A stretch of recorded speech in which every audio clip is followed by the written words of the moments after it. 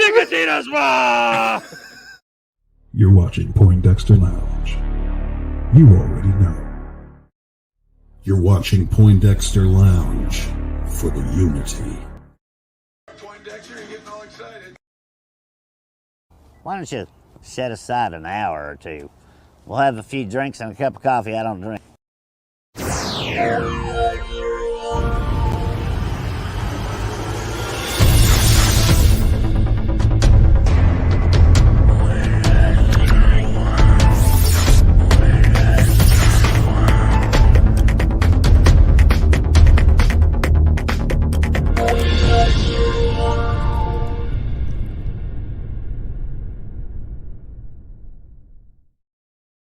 What's up, nerd family? Welcome once again to the Poindexter Lounge. My name is Enosh, aka Enosh Fett, and it is good to have you with me in the lounge today. Now, just know this: the Poindexter Lounge is a place for nerds. It's a place where you and me and my whole crew can get together and talk about all the things that we love. Things like TV shows, movies, games, sci-fi, fantasy, comic books, superheroes, toys, the bedroom exploits of our favorite superheroes, and so much more. And if those are things that get you excited, for some reason, you might have a problem with some of those things, but maybe not. I don't know.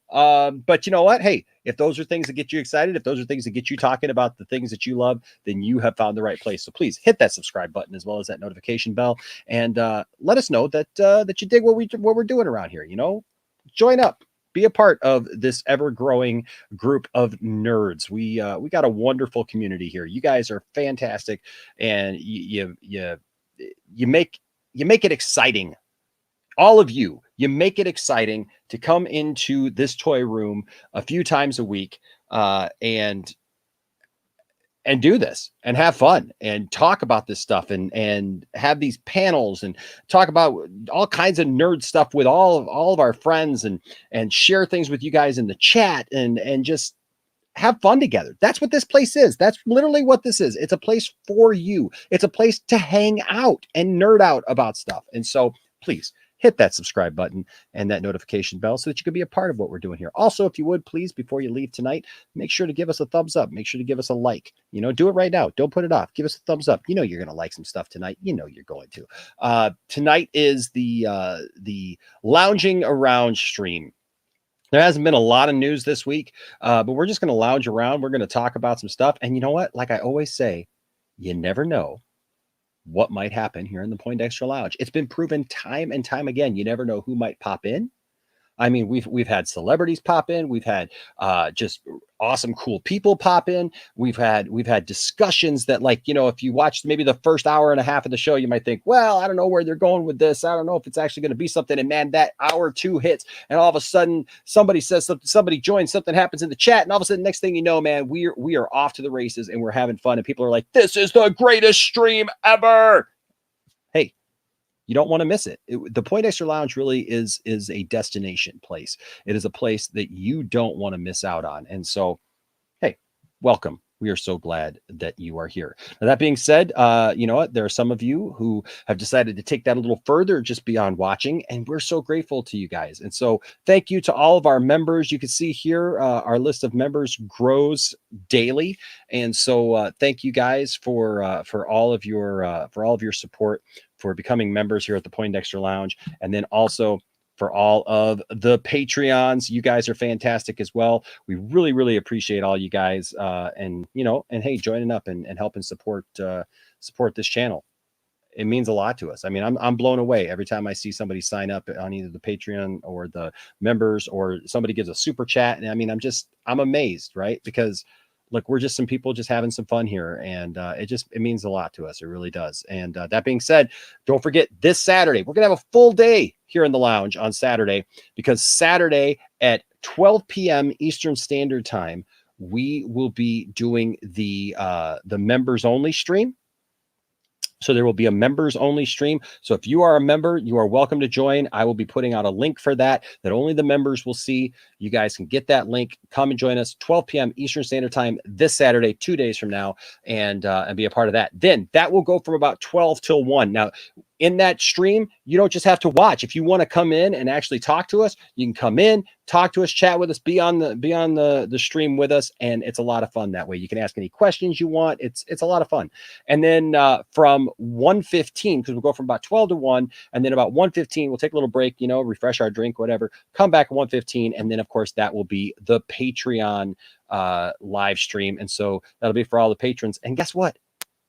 If you're both, you can come to both. You can be a part of both. That's the fun thing. We always have great discussions on those. It's a little more intimate, and hey, it's a good time. So don't forget, this Saturday, 12 p.m. Eastern Standard Time, the members only stream.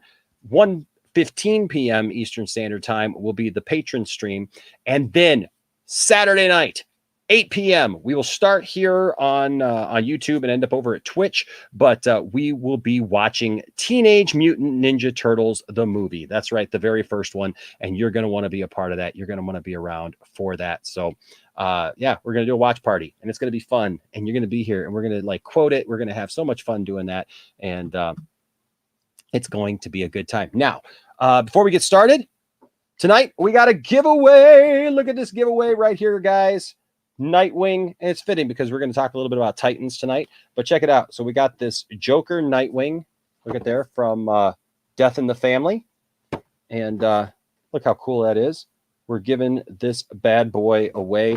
Now, all you have to do to be eligible for one of our giveaways is to either be a patron, be a member, or give a super chat at any time during the time leading up to this. So this week's winner, brand new Patreon supporter.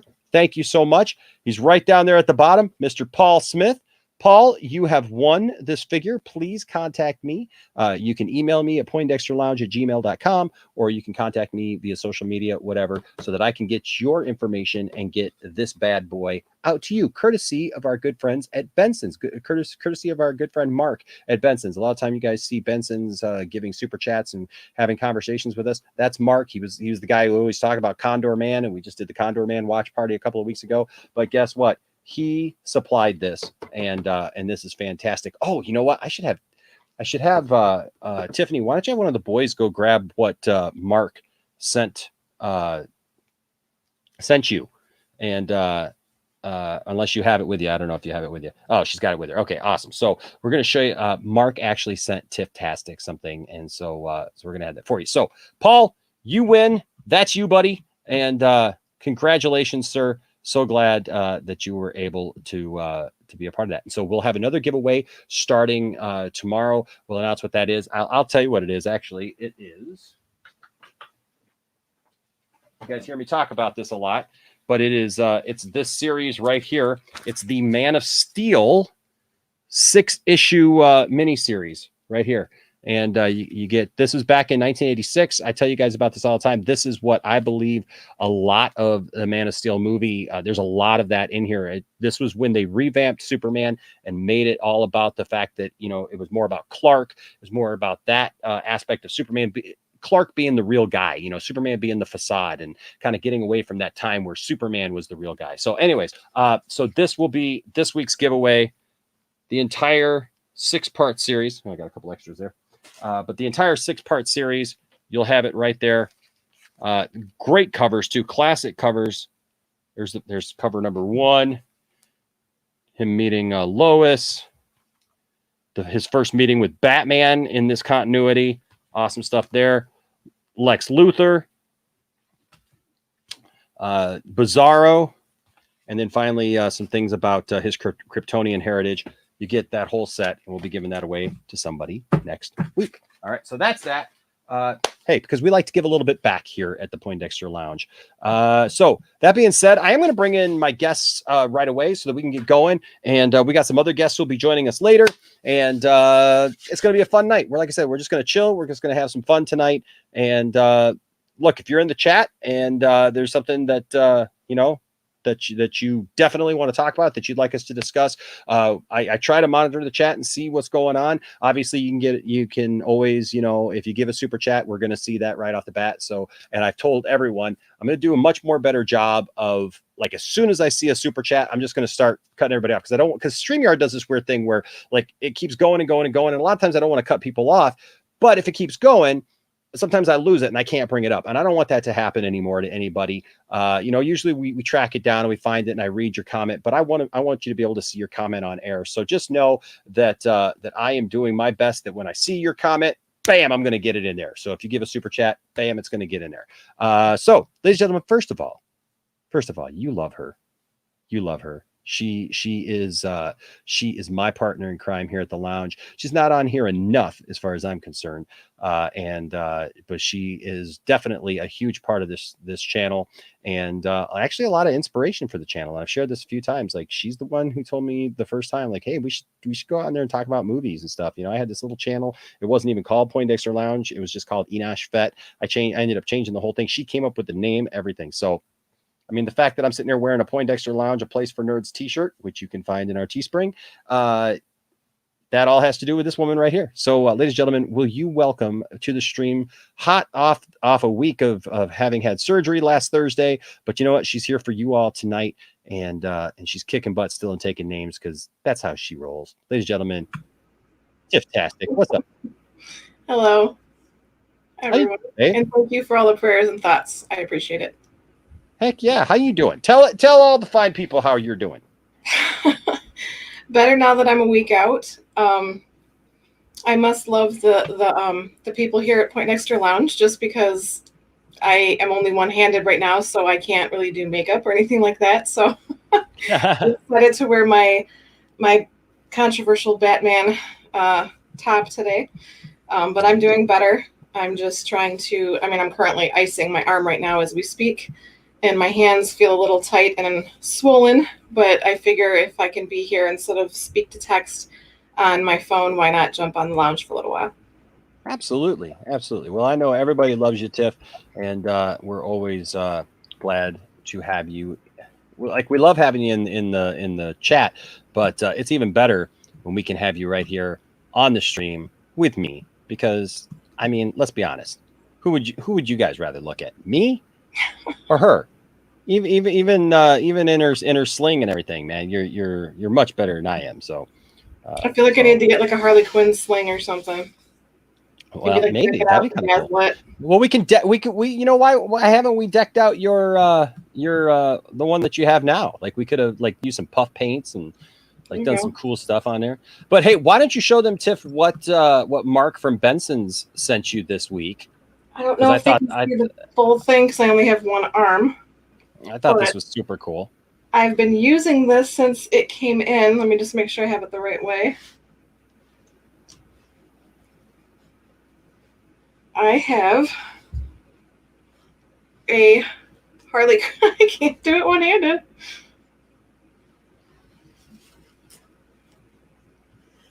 Harley Quinn. Am I doing it the right way? It's kind of sideways, but that's all right. We get it. Here we go. There you go. There you go. You'll get it.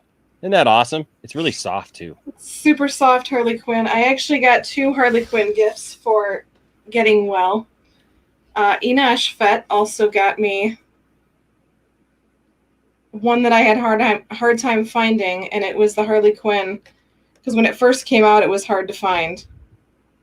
And he just happened to be toy hunting, as he does, and he found this Harley Quinn for me. Heck yeah. So I got 2 Harley Quinn get well gifts. Well, that's awesome, babe. Well, we love you, and you're my Harley Quinn. So, thank you. So I guess I'm your Joker. I don't know. Except for I don't go around painting my face and all that good stuff. So only on a good day.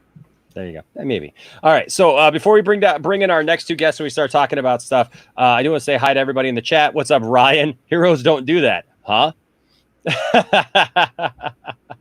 How else do we do baby heroes? There you go. Ryan Rivera says, Enosh, I want to let you know that Zach is my hero. Hashtag heroes go down.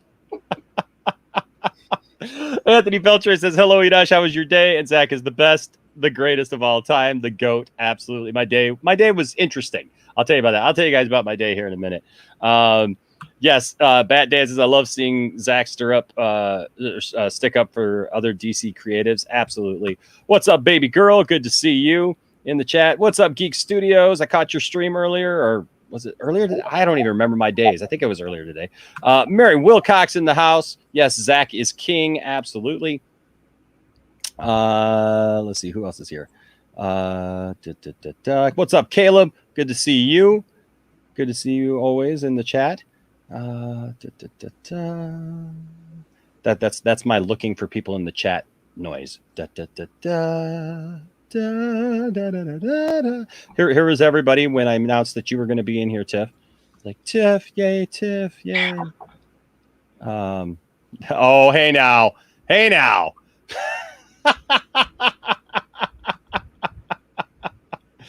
we may not go there. Good to see you, Anchorman. Anthony Beltray. Yes, Tiff is a legend. She absolutely is. Cinefinity and Beyond says it's canon. Yes, heck yeah, it is. What's up, Ben Workman? Good to see you. TW McKay in the house. I shall be on shortly, he says. Well, good. I'm glad to see you. Mega Podtastic. Good to see you, sir, in the house. Jacob, always good to see you. I'm not going to bring up your next comment, but it is funny. What's up, Arkham Gaming? Good to see you. Oh, and it skipped ahead. Stop skipping like that. Okay, well, where is it? I don't know. Yes, eating pie is canon. What's up, Donatello? Good to see you. What's up, Noel? Noel, I'm sorry. I don't know why I want to say Noel. What's up, Noel? Good to see you. What's up, David? Good to see you. Enosh, what's up? I was looking forward to this stream all day. My night just got better. Can't wait to hear what you have to say about these topics. Keep up the good work and keep up the fight to restore the Snyderverse. Heck yeah, David. We're not going anywhere. We're going to keep this fight up. Absolutely. Let's see. Paul Smith. Yes, welcome to Point Extra Lounge with your host, Enosh Fett. First, an update on our prior story. We're calling Batman Catwoman Under the Pink Hood. Oh. Well, he's not wrong, Tiff. No. You're not wrong. By the way, Paul, you won. I don't know if you saw. I don't know at what point you came in, but Paul, you won our award this week, our prize, our Nightwing. So get with me on that. What's up, the Dork Knight? Good to see you. Yes, it's going to be a good time tonight. Brian, Master and Nuns, evening, y'all. I'll be lurking this evening. Have an early start on the morrow. Have a good evening. All right, man. Well, we'll miss you. We always miss Brian when he's not in the stream for sure. Amparo, what's up? Good to see you, ma'am. James, good to see you here. Lord Slug in the house. So excited for season 3. Can't wait to see all these new characters. But that Red Hood suit is fire. Yes, we're going to get to that in just a minute. What's up, Abel? Good to see you.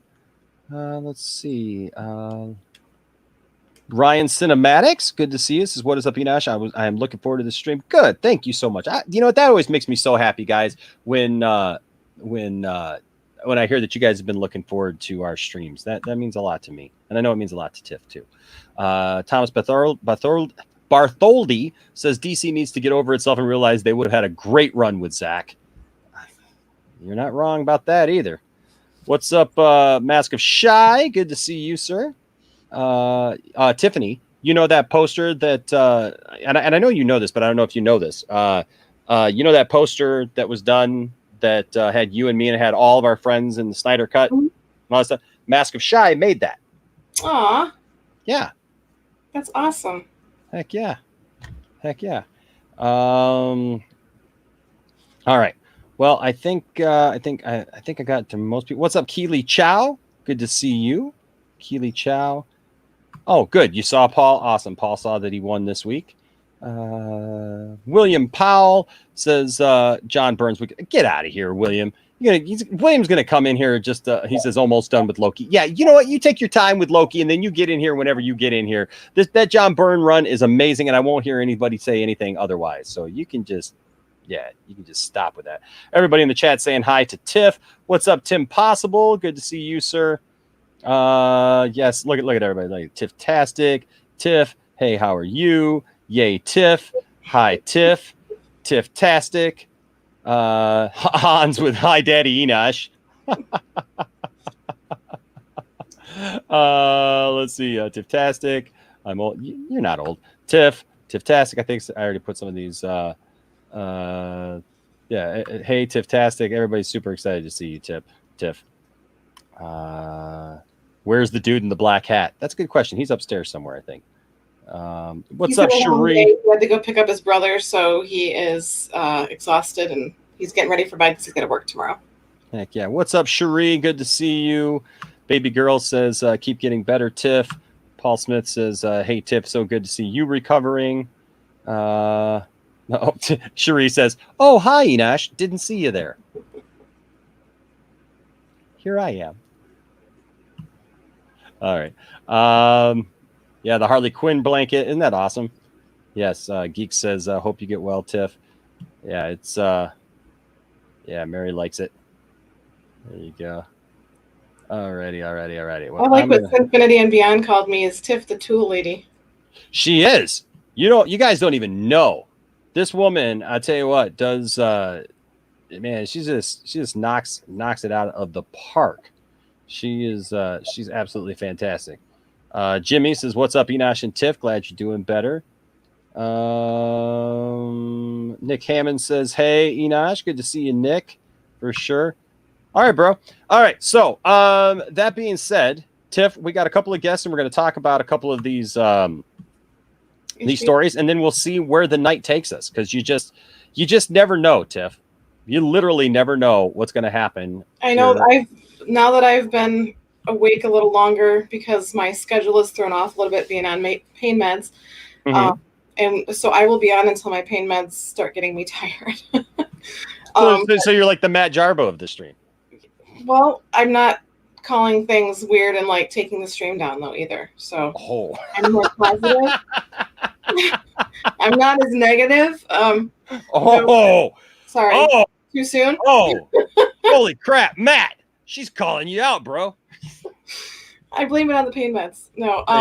So, but there's been times that I've just been, things are, a little chill. And so I'm like, you know what? I think I'll just finally go to sleep. It's 3 a.m. Mm-hmm. And then I go to sleep and then it's like the last hour. What did I miss? I'm telling you what, you just never know. You just never know what's going to happen around here. But that being said, let's see. So Tiffany says we should take bets on when the pain meds will kick in. Maybe they already have. That's going to be a good stream. Jaeger says, hi, Enosh. Have you gotten the McFarlane Justice League figures? So they're ordered. They should be in any time. But, sometimes you just got to wait for stuff. And so I do have a couple of things that I'm going to show you guys tonight. But what? Oh, hush, Enosh. Don't compare Tiff to anyone. No. Yes, roast Jarbo, Tiff, nice boy. We should have H-Barts in here. H-Barts would be having fun with that. All right. That being said, ladies and gentlemen, we're going to bring in a couple of our friends. First of all, ladies and gentlemen, he's back from his hiatus. He took a little bit of a week off, and so let's bring him in real quick. That is Eddie. What's going on, Eddie? Hey, what's up? Welcome back. Nice to see you back. Mm-hmm. Thank you. Wasn't the same without you, Eddie. Mm-hmm. Also here tonight, we've got TW McKay. What's up, TW? I'm good. I was just checking my email, or trying to check it before I was brought in. No, because I bought from the. Don't worry, it relates to nerd stuff. I bought on Amazon on the US site. I bought the BVS Ultimate Edition remaster, and I'm hoping to get that hopefully next month because it is coming from the United States. So the Ultra 4K later. Yeah, like the one that 4K? You just got recently. Yeah, because I have the other 4K that came out earlier, but this is like the remastered one. So okay, cool. And then also here, let's see, who else do we have? I'm going to bring this one because I'm not quite sure who this is. I think I know who it is, but I'm not quite sure. But also, we're going to bring in Crazy Joe. What's up, Crazy Joe? You're not sure who I am?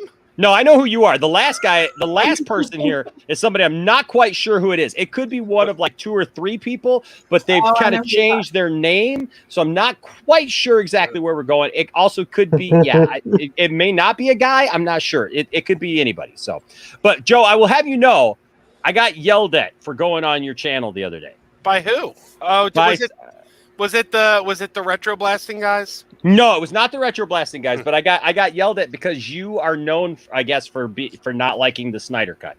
And so before I even went on, I just made a community post and I was like, "Hey, I'm going on the Mega Podcast channel," and somebody was like, "Why are you going there?" And I'm like, "Hey, it's all good." I don't understand why people care. I'm not taking it away from anybody. Look, Joe and I agree. Joe and I agree on Star Wars. Joe and I agree You on the not liking fandom it doesn't menace. mean we stop liking it. And you know what? Can I just say publicly, Joe has been very positive, when it comes to things that we've talked about, is like Joe hasn't, like, I don't know, Joe could have videos on his channel that I haven't seen where Joe just like calls Zack Snyder a bunch of names or whatever. I don't know, but I'm just telling you, like, Joe and my conversations have been pleasant. So if y'all want to go pull up like some 10-year-old tweets that Joe made and whatever and send it to me and show me how like he's a complete jerk and everything, then I'll consider it. I did a review of the Snyder Cut right when it came out, and the title of my video was like, I saw the Snyder Cut, parentheses, Joss Whedon's was better. Okay? I was very respectful in there. I said, I don't like this. I said, you tread lightly, sir. I said, I don't like this. I'm glad it exists because that way you have choices. If you like one, you watch one. You like one, you watch the other. You have your pick.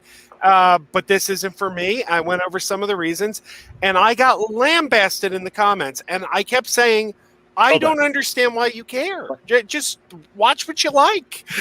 Well, I will just tell everybody this. You know what, guys? Here's the thing. My goal usually is to find people who don't like the Snyder Cut or don't like these things, and to slowly convert them and show them the error of their ways. And so I see hope for our good friend Joe here, and I will say this: I actually had a buddy this week, the guy who was telling me earlier this week that like he didn't like the Snyder Cut. He was telling me he didn't say he didn't like the Snyder Cut, but he wasn't a big fan of Snyder's work, and he wasn't a big fan of Ben Affleck and all that stuff. He actually texted me today, my good friend Tim, and said, "Wow, I just saw the Snyder Cut.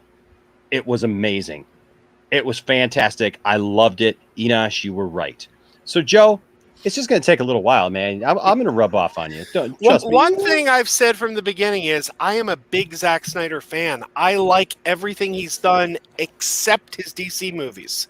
They're the only ones I haven't liked. I love 300. I love Dawn of the Dead. I love Watchmen, which is technically DC. But, so it's like, it's not like I hate Zack Snyder. I just don't like his take on those characters, but I'm not taking it away from anyone. If you like it, enjoy it. That's great.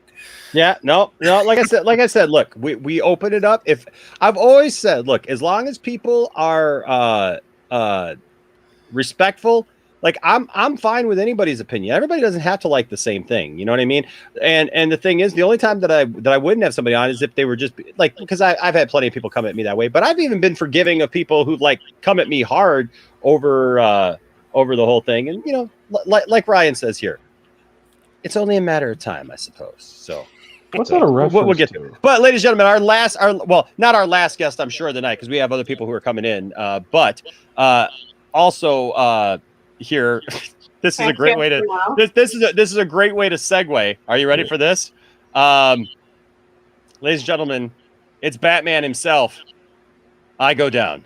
I knew it. I knew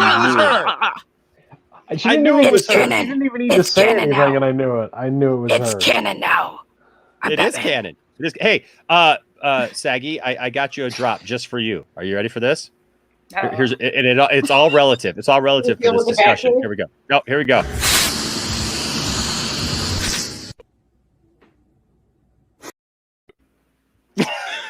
I knew where that was going. Y'all need to stop. Tiss, you gotta stop snitching. Stop snitching. Oh, it's good. It's so good. It's so I can good. hear Akon and Obi in my ears as she's saying that. Sorry, Oh. I had to. I couldn't help myself.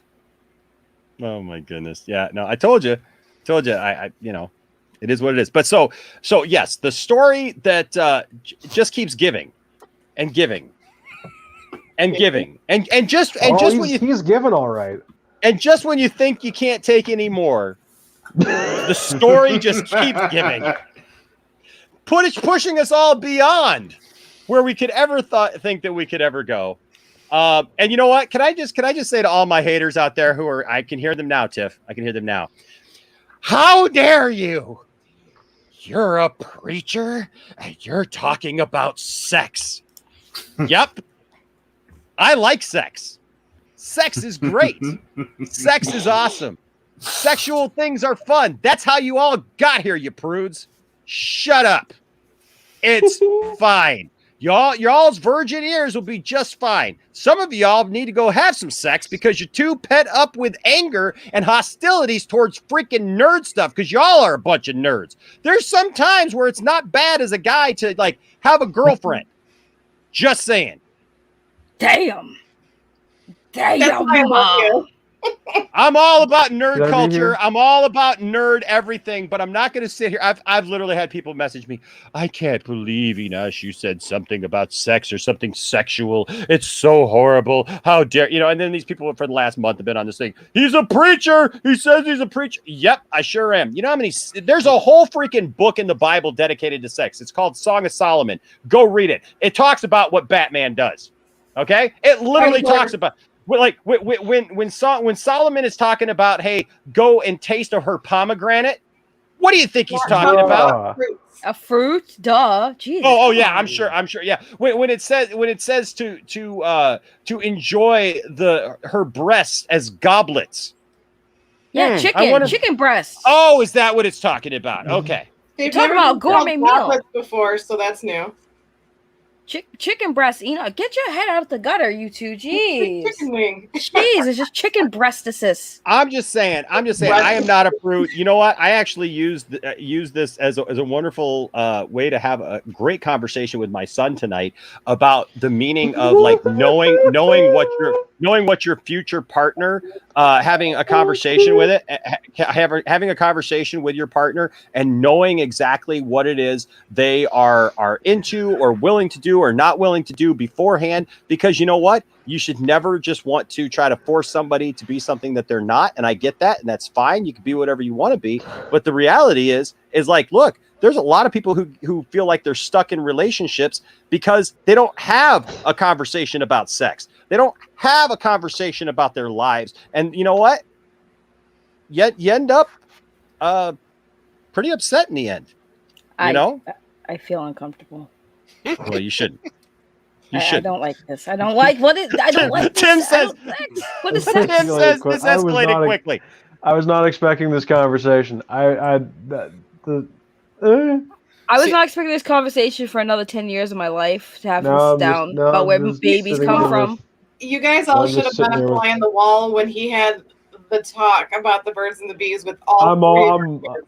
You just heard me a second ago. You just heard me a second ago how I was just I would imagine I would be like catatonic from laughter after hearing that conversation. One kid's eyes were open and the other one's like, how is that possible and why? I do not envy parents because my mom was very not told me about stuff when I first, being a female and you get your first, rite of passage as a woman. I thought I was freaking dying. I was crying and my mom was laughing at me because she knew what was happening, but she didn't tell me because she thought I was too young to know about about puberty. So while I'm waking up in the morning thinking I'm dying and bleeding out, my mom's laughing at me and I'm like, why'd you do that to me? I looked at her, I was like, why'd you do that to me as a child? She's like, I didn't know what to do. My mom didn't tell me nothing. Nothing. Well, you know what? That's it. Look, I have been very straightforward with my kids. Yeah, I've been very straightforward with my kids. Tiffany and I, this is our second marriage. You all know we're a blended family.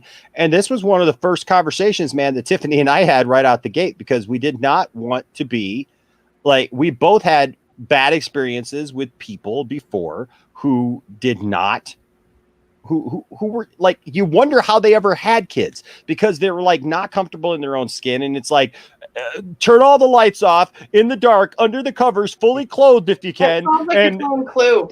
yeah, like what the heck, man? No. In fact, we embarrassed our pastor because when Tiffany and I had our marriage counseling, like they give you these little things. We did this computer thing where it's like we had to answer all these questions separately. And he got, it's our old pastor, not our pastor now, but he got to the part about sex, and he's like, "Oh, you guys scored 100 on this, so I guess we don't need to talk about this. We can go on." And I'm like, "No, let's talk about it." Isn't that pretty awesome? How often have you seen two people like who are 100% on the same page sexually? And he's like, "Well, yeah, I mean that's great and all, but I mean, like I figured we could talk about finance or something. We'll get to finances. How sexy is this woman? Tell me." I thought I was dying. Oh wait, we're over that conversation. Sorry. We got somebody else in here. Hold on a second. We got to get it because we got. By the way, Jimmy, I'm so glad that your dad's doing well. You know, look, if I do anything, look, I don't bring up the fact that I'm a minister very often, but this kind of stuff does kind of tick me off because people act like, "Oh, you're a minister. You can't talk about sex. You can't talk about this kind of stuff. You can't talk about stuff that like real people deal with." Shut up. If you want to hear real talk, stay here at the Poindexter Lounge. Come visit me in my church. I'll talk to you about it. Okay. I got no qualms about that. I'm sorry, but I'm not a prude. I'm very comfortable in my own skin. Wait a minute. But Enosh, I thought pastors and preachers and things like that, I thought they didn't have sex ever. I thought they just like I'm not a Catholic priest. I thought they adopted children and just like had wives. I didn't know that they did. Listen. There are some people who take a vow of celibacy and they do that for their own, their own purposes.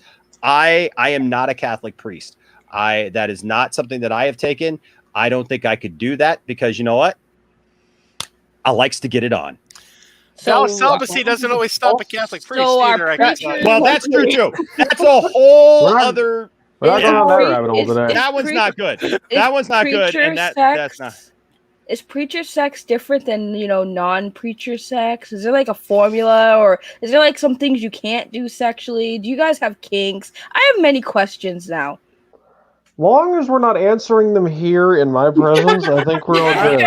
I will just say this. There's a reason I say that. Tiffany and I are real people. I know, but the reason I say we are real. There's look. You know what? There's a reason I say I feel weird. You know what? This is why though. Sex. It has nothing to do with sex. I wasn't going to go too far. No, it has to do with the fact that like you once said that I sound voice-wise like Tiffany's father.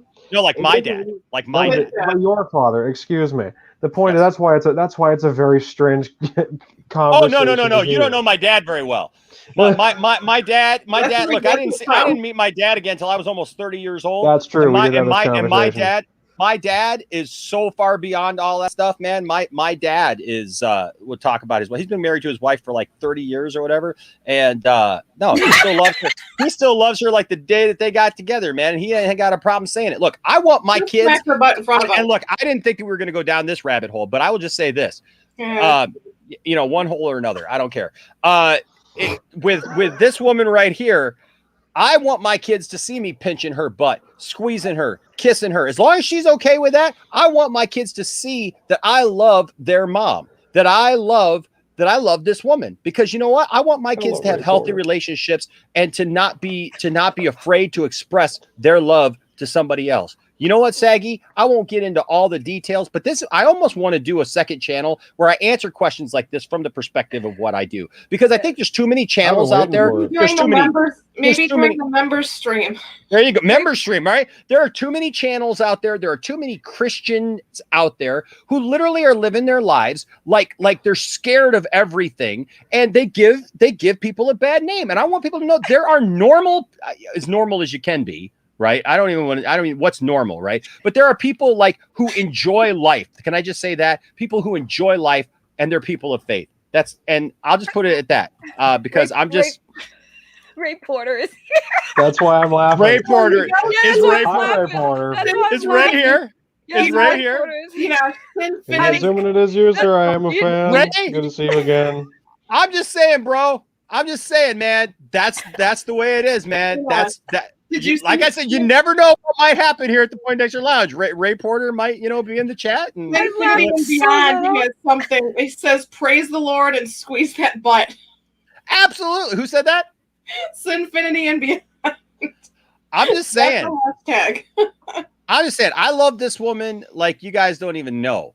And so, you know what? I don't have a problem with that. I don't, and it bugs me to hear people about this thing. We're going to jump into this topic here in just a second, but yeah, I don't know what people are like. Oh, it's so controversial. It's so controversial. And I'm like, I don't know what about that. Well, ladies and gentlemen, welcome. I don't know who this is. They're pulling a saggy on me. I don't know who this is for example, but apparently we got horny Batman. Hello. Hello, horny Batman. Mm-hmm. How you doing? I'm doing fine. Oh, Batman. It's canon.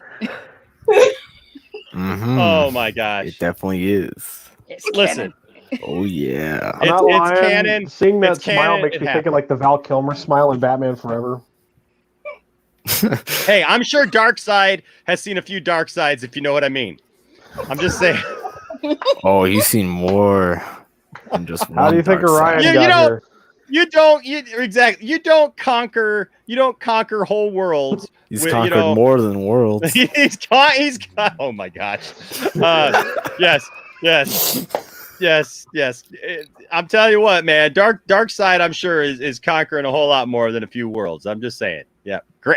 I'm sure him and Granny Goodness got some stories. Do villains go down though? Do villains go down? Because we talked about heroes don't go down, but do villains go down? Have you seen Harley Quinn and Poison Ivy? There you go. Okay, fair enough. Pink eye. I apologize. I don't know where we're going with this. I really don't know. But you know what? I kind of like it. I'm kind of scared. Funny Batman likes it too. The show he tunes in. This is it. Oh my god! The last time he was on anywhere near his stream, you're showing him the photographs, and I'm just like, okay, what is happening? Listen. I said, look, I don't know if he would want to join us. I sent him the link just in case. Yeah, like I said, you never know. But here's the thing. So this week we've talked about this actually a couple of times. I wanted to talk about it last night, and I was putting it off, but then of course Matt Jarbo jumped in and like wanted my thoughts on it right now. So I gave my thoughts on it like an hour 3 a couple of nights ago, and my thing was this. This is a stupid thing to even argue over. Batman is a billionaire playboy who's with several women. You think that Batman's not doing stuff like that? Shut up. Bruce Wayne is doing his thing with a lot of people. So somebody made a Michael Douglas joke even the other night. Like Batman may want to, be careful. That being said, I think that this is a stupid thing when we're literally in the last year. We've seen. Yes. All right. Awesome. Yes. Ryan Hartwell here with a $5 super chat says Saggy just discovered she likes to put mustard on watermelons. Good for her. I saw that stream. I saw that. I saw it pop up in my feed. I just haven't watched it yet. I still don't understand what happened in my mouth today. Like that was legit. I knew it as soon as it left my mouth. What even happened? Like no. Listen. So they have this thing called the watermelon challenge that was popular, trending on TikTok. And somebody made a TikTok video explaining that if you put mustard on watermelon, and it has to be French's yellow mustard, that it's actually good. And I was like, no, that sounds weird. So I did it as a challenge, and I kid you not, I ate that entire watermelon with mustard on it. It was actually good. And then I went so far as to say, well, what else can I put on this watermelon? Because that wasn't even the reaction I expected. So I put sriracha. Listen. I put sriracha. I put Red Frank's hot sauce on it, and I put ketchup. And let me tell you, it was all good, and I don't understand why. It's the weirdest thing. My brain and my mouth are very confused with each other. I don't know what I ate today, but it was very. I'm confused too. I saw you eat a Rice Krispie treat with sriracha or mustard on it, and I do not know what I joined into, but that was hilarious.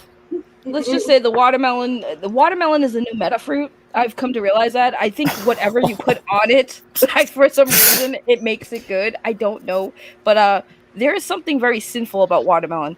That I got a watermelon in the other room right now. So try it.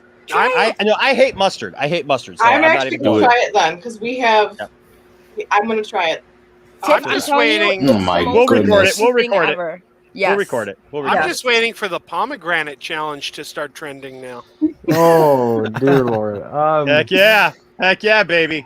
Song of Solomon, man. Can we go Song of Solomon. Read Song of Solomon. It's right after Psalms. It's right in the middle of your Bible. Just literally open it. Song of Solomon or Song of Songs, it's sometimes called. Read that, and then you tell me that God didn't make sex for our enjoyment. Sex is not just a robotic thing that you're just supposed to be like, well, I guess we got to do it. You know, if we're going to have kids, we got to do it. No, God made it to have fun. And I'm just saying this. I'm imagining Darkseid now. I bet you those Omega beams can really hit the spot. Tim Possible needs to leave the chat. Tim Possible needs to leave the chat. He puts pineapple on his pizza. He needs to be gone. And I'm fine with that too. I'm fine with pineapple. I like pineapple on pizza. Spreading the love to the pizza. Right. It's been nice knowing you guys. Have a good night. So I'm just saying though, I think it's very ridiculous for Warner Brothers to say that heroes don't have, let's just put it this way, oral sex. Okay, you know, they don't do that, right? That's very stupid because they're like, we have to sell toys of Batman. That'd be fine if they weren't being hypocritical. And literally on the same show that this was going to happen, they literally have Harley Quinn and Poison Ivy spending the night together, and they're talking about how many times they had sex and they got to do it again. And like, what do you think they're doing in there? Everybody knows what they're doing. Like, what the heck? And then literally in this same year, we also saw a comic book come out where they showed Batman's penis. Yeah, but that's the thing that happened. They showed Batman's penis. I'm sorry. Can they still sell Batman? But heroes don't go down. I have other thoughts related to that there. Because one thing I thought about, of course, the first thing that was brought up was, well, you've got, you know, that was the animated Killing Joke movie. Was the Batman Batgirl thing. Well, the Batman and Batgirl thing. He's literally having sex with Batgirl. They his shows them buddy's take their dog. clothes off and get into it right there on the rooftops of Gotham. Enosh, you're not thinking about this from the right perspective. They got to sell toys. And do you know Can I just say, by the way, we have 69 people watching right now. Oh, I just bumped up to 74. Yeah. They got to sell toys. And do you know how many points of articulation they would have to put in the neck in order to sell that action figure? Yeah! Oh, yeah. That hurt. King Shark goes down. I don't know if you'd want that. It would be quite the sight. Is she? It'd be a mess. Anyways, look. I think it's very hypocritical when literally in the last few years we have a cartoon film that has Batman having sex with Batgirl. Barbara Gordon, by the way, who's much younger than him, much more controversial for that because they never had a relationship really. And in then that comic book. Yeah, and that it wasn't even in that comic. They literally just put something in there that's not even in there. If you want a fun non-canon, I can't believe they wrote this comic book story, was in one of the comic books that was inspired by the DC animated universe. Yeah. That Batman and that Batgirl in this like alternate universe based on that series had a thing, and there was a moment where Batgirl finds out she's pregnant, and there's literally no one else it could have been other than Bruce. Yes. Listen, it's like well, tell Dick I said congratulations. He's only been back for so many weeks, and it could have. I remember that. So they basically said in the comics that both Bruce Wayne and Dick Grayson were getting it on with Batgirl, both of them, and they were debating on whose kid it was. Okay, and then we also. Yeah, it wasn't even a debate really at that point, but basically they talked about it. And then people are bringing up in the chat also the BVS bathtub scene. So you got Superman taking off his shirt and jumping in the tub with a naked Lois literally Lane. Conceived his child if you follow the Snyderverse continuity. You know exactly. What? Hold on. I'm angry. You tell him, listen to me. So am I. Okay? And you listen to me. And the Killing Joke, listen. What the heck? Thank you, Jared. Thank you. Val Kilmer. Okay, hold on. Let me get to Rel's here. Rel has a $4.99 super chat. Thank you, Rel. It says, leave it to Batman to not be straightforward and beat around the bush. And the man likes a cat-themed NFL team as well as the Carolina Panthers. Also joining the stream, ladies and gentlemen, the man himself, William the Wise. What's up, man? Hey, so you guys talking about him going down on the cat? No, I'm mad. No, I'm mad because in the Killing Joke, why didn't Batgirl go down on Batman? I'm mad. Why didn't that happen? She just got on top of him and that was it. Why didn't that happen? Huh?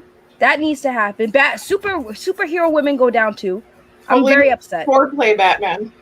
Look, I'm just saying, I think it's absolutely ridiculous when literally we've had a year where we've seen Batman's penis. Batman has, a couple of years ago, Batman has sex with Barbara Gordon. You got Harley Quinn and I almost said Poindexter. Whoa, hey now. Harley Quinn, Poindexter. And Poison Ivy getting it on and having a girls' weekend in Themyscira. And they allude to all kinds of stuff like that. The whole island of ladies. Yeah, and then you're going to tell me that this is so controversial. We can't sell toys if this happens. We can't sell toys. Well, ladies and gentlemen, you know what? This is what I say we're going to do. This is what I say we're going to. Yes, there are no longer 69. There's now 71. 72. No, I'm sorry. There's like 8. There's 83. But ladies and gentlemen, I think we should hear from the master of disaster himself, the master of worlds. Yes, ladies and gentlemen, you never know what's going to happen here at the Poindexter Lounge. Ladies and gentlemen, Mr. Ray Poindexter. What the hell are you people doing? We go down. Ray. We go down. We're burning it down as we're going down. I don't know. We're going down with the shit. Well, I was a Shakespearean actor. I am a cunning linguist. All right. So what's going on? What's the question? Well, Did you see what Zach posted? So what I love is this whole controversy has been there this week. People have been reporting on it, talking about saying WB apparently turned down, said we can't put that in the Harley Quinn cartoon because we got to sell toys and heroes don't do that. First of all, you're demonizing something like that. Like I don't like that. I don't like that anyways. I mean, I get it if we're not going to do that in the Super Friends cartoon, I would hope. Okay, probably not a good idea. You know what I mean? No. Like, don't put that on the Justice League cartoon. Maybe. I mean, it's been a year of that particular corporation speaking ex cathedra regarding a certain arena of stories that many people like, and they don't seem to ever know what time it is, which is sad. Obviously, there is the mercenary aspect of like, we need to sell toys. Okay, but how about we tell a story first? Maybe, and then people will want to buy the toys. Mm-hmm.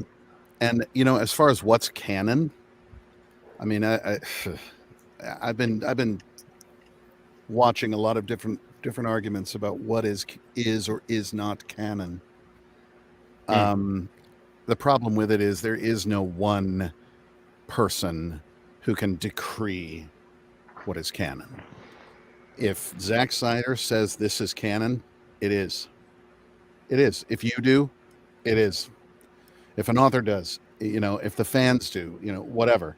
But to get into a big heated argument about what is or is not canon within this world is as useless as, well, this. In your line of work, Enosh, I'm sure you have a lot of people who come to you going, no, the Bible clearly says this. Sorry, I don't see that in print anywhere on here. You're interpreting it that way, and it's a strong interpretation according to your biases or whatever makes you feel safe. But it's not, and that's the problem with a lot of things that are open-ended like that. Shakespeare was very much the same way.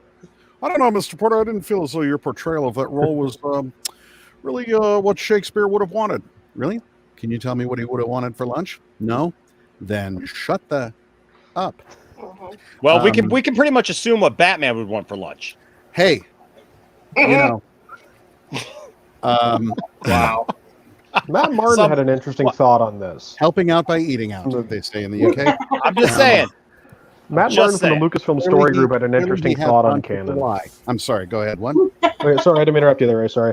Matt Martin from the Lucasfilm Story Group. I know he's kind of, people have seen him as a bit controversial every now and again, but he had a good idea. Or a good statement.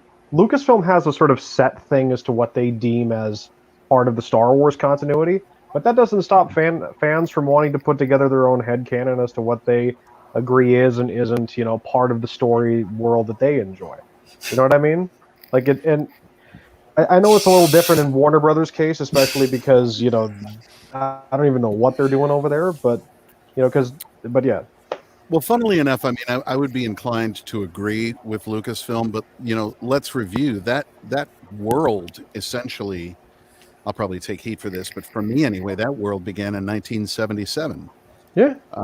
And I think that the newness of it and the sort of, it's been very much sort of one bloodline, from the beginning as far as the creative behind it.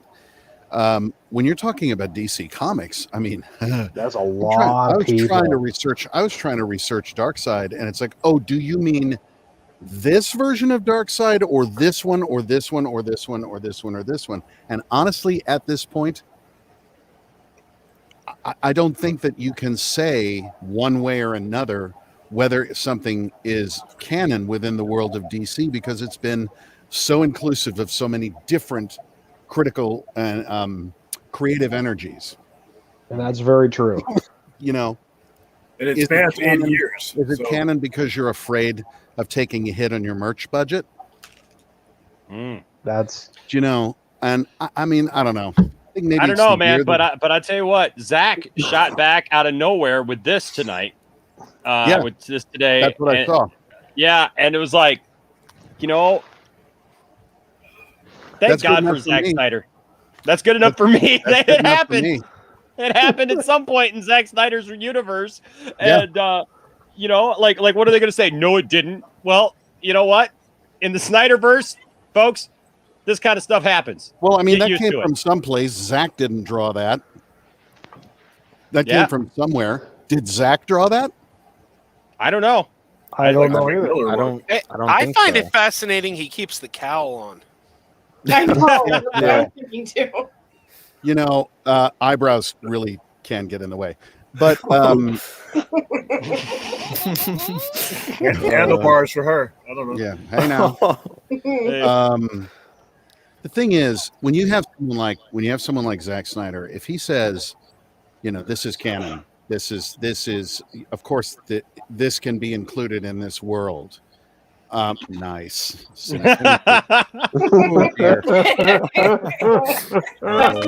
the quote of the night.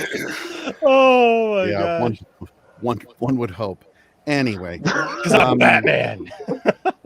When somebody like Zach says that something is canon, I'm going to listen to him, because he knows that stuff really, really, really, really well, and has had to fight to get the story told.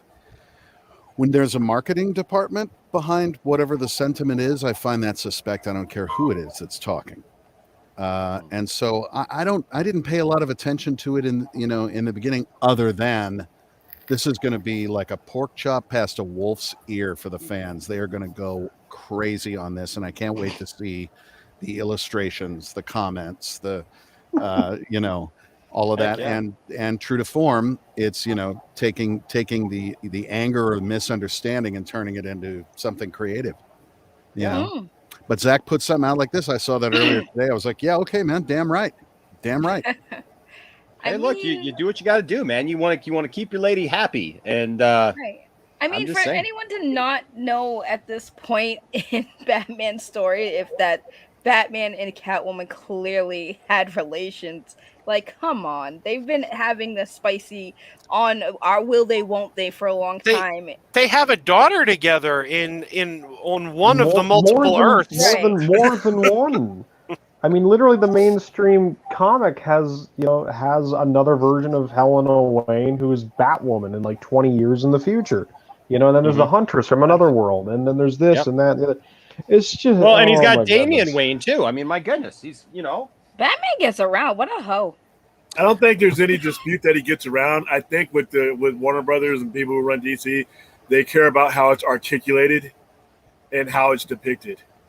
I mean, you know the man, the player. But like I said, if you're the one in control of the IP, if you're the one in controlling the narrative, and it is your most valuable IP, arguably, you may be sensitive of how things are portrayed and depicted.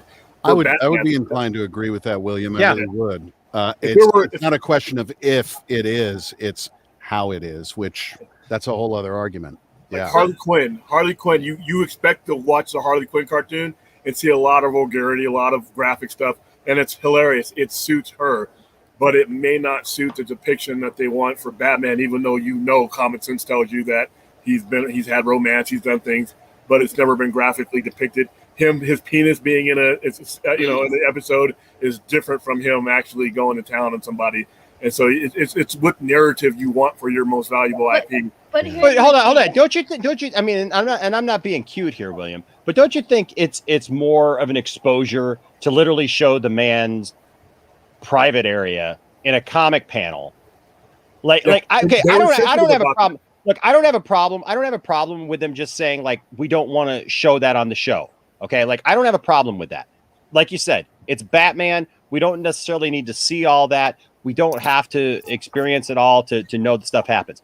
What I kind of had a problem with was the comment that like why they were doing it was because heroes don't do that. That to me, it's not valid. Heroes are not envisioned to doing that. Heroes do that. Well, yeah, they've gone out of their hold on though, because they've gone out of their way over the last few years. I mean, even if you go back to Christopher Reeve's Superman, Christopher Reeve's Superman gives up his superpowers to be with a woman, and the first thing that they show them is in bed together, and that sets up even Superman Returns years later that he has a son. Yeah, but you're comparing that to a graphic depiction. Though. You're comparing that to a graphic depiction, a graphic act. That is a whole different world in the way you want your IP. No, I'm saying I don't have a problem. I don't have a problem with them saying we don't want to show this or that. Okay, and I don't have a problem with that. What I have a problem with though is acting like, well, this thing is bad. I mean, because that's basically the way it acts. Is like, well, heroes don't do this. So who does it then? If heroes don't do it, who does it? Because I think, and I'm trying not to be like over. I'm like, hey, look, in the bigger scheme of things, this doesn't matter. I just think that it's weird the way that they put it. That it's like they could have just come out and said what you said, William, and that makes a lot of sense. That's an adult way of looking at this and saying, exactly. Hey, look, we own this property. We take this very seriously. We don't want to do that. We don't want to show and depict this. Well, that's fine. But then when you start adding to it, and it's almost like somebody was like nervously talking about it while they were describing it and go, well, we don't want to talk about Batman having sex because, heroes don't do that. And it's like, well, I'm sorry. It is kind of ridiculous. I do think it is kind of ridiculous because they showed flat out, they showed Batman having sex many times. Look, Batman has a one-night stand in Batman 89 with Vicky Vale. Son of the Demon. But here's the difference, though. You're talking about different levels of things. Having somebody have sex, and like I said, Son of the Demon, where he's had, in the babies at the end, there's that, and then there's him going down on somebody. You're talking about Mars and Jupiter when you're talking about the depiction of your IP, and you should step in. And when Batman Damn came out, there's a reason why Batman Damn was going for $150 because they corrected it. And they didn't put out any more copies of Batman Damn #1 because that's not the way they wanted their IP depicted. Right, but the reason why they don't applying want sex that, and showing graphic sex, unconventional sex, in their opinion. That's the reason why they don't want that is they explained it. We're trying to sell toys. Who buys toys? What is their usually target market? Young people. I think that was a generalization because they didn't feel like giving guys 10 paragraphs. These characters are not just for children anymore. They're for everybody. Adults, teens, right? So yes, we have had the more kid-friendly versions of the characters, sure. We've also had more mature versions of these characters, sure, where heroes have literally killed people. So it to me, at this point in 2021, I think that it's fine for us to see superheroes be like us. Not the same comparison, though. Not the same comparison. But my whole thing is, like, okay, adults buy toys too now. Well, the other Yeah, well, the other thing that like the other story that the only other thing that I had tonight was the the Titans trailer that came out, for example. But look at Titans, like they got Hawk and Dove in a very exposed sex scene in your first season of Titans, where it shows Hawk and Dove having sex. She's actually naked in that scene. Look at Doom Patrol. Doom Patrol, literally, like, my kids wanted to watch Doom Patrol, and I knew 30 seconds into Doom Patrol my kids were not going to be able to watch this, because it literally starts off with Brandon Fraser going to town with a woman. You know what I mean? Are any of those characters Batman? No, but I'm saying though, okay, but I get that. But here's the thing that I'm saying, William, is, to me, it's not about the fact that they want to protect it. I'm fine with that. But I do kind of feel like they want to ride the fence on it a little bit, because, like, we want to show things that we want to show. And like I said, I don't have a problem with them protecting their IP. Clear. I don't see a fence. It's quite clear. They're going to do things, and they're going to protect their main IPs, and they better, in a certain way that they're not going to protect other characters. All right, it's the same. Hold on. It's the same thing. You're in any company, whether it's Spider-Man, there's going to be things that Daredevil can get away with. He can get away with banging. That's fine. Protect it. But then here's my question though. When you've already depicted and allowed other heroes to be depicted that way, I'm not saying you have to allow Batman to be depicted that way or to show that. What I'm saying is the statement, when you make a statement that heroes don't do that, and you've already shown other heroes doing it. I got what they meant. I didn't need to overanalyze what they said. I got what they meant. I didn't need any other. I've been around these heroes and things long enough, so I know exactly what they meant. They meant their main heroes, Batman. Okay. Ray made the face. Hold on. Hawk and Dove. Like I said, I could have 20 people come into my store today. 19 of them are not going to know who the hell Hawk or Dove is. Maybe, possibly. If they haven't watched Titan. If they watch Titans, great. But guess how many of them are all going to know who Batman is, of all different ages and sizes? Okay, they're going to protect their main line, and they're going to depict them in a certain way, and they're probably not going to care about, like I said, like, let's bring on Blue Beetle. I'm sorry, but there's a difference. There's a difference of in freedom, and that's why a lot of writers like depicting and going after characters that are not tied to mainline Pantheon characters, because they're given more freedom. But when you get up until the bat cow and you get up into that red S, you're going to do it the way they want you to do it, or you don't do that character. I agree with everything you're saying, William, except they got to be consistent about it. It's like, if they're going to... No, they don't. Why? Well, because if you're going to protect your, like Batman is essentially DC's Mickey Mouse. It's the main character. If you're going to protect that character and say, well, this is our the cash cow. Yeah, this is the one that we need to protect. But then you draw the bat wiener in a comic book. It's like we're already violating that. Somebody got in trouble for that. They took that book wasn't printed anymore. But it's like the Harley Quinn series, which I like. I'm a fan of the Harley Quinn series. But if we're going to be consistent, then the Harley Quinn series shouldn't exist, because those are all Batman characters. Yeah, but that's his supporting cast, though. That's like saying we're going to protect Mickey Mouse, but we're going to have foul-mouthed Donald Duck. I don't care what you do with Goofy, but you better do Mickey Mouse the way we want you to do Mickey Mouse, or don't do them. Pick one of the no-name characters that you can do whatever the way you want to. But once you reach that realm of their Pantheon characters, I mean, there is no comparing Batman to the lesser characters. Here's my thing, William. Protect protect Batman from not even protect. It's depict. But here's the thing. Look at what the response was when they came out and said what they said to protect their IP, right? People were like, bruh, what? Like, who are you protecting Batman from doing this from? A lot of people were completely fine with it. So who are you protecting this character for? Oh, because you want to sell toys.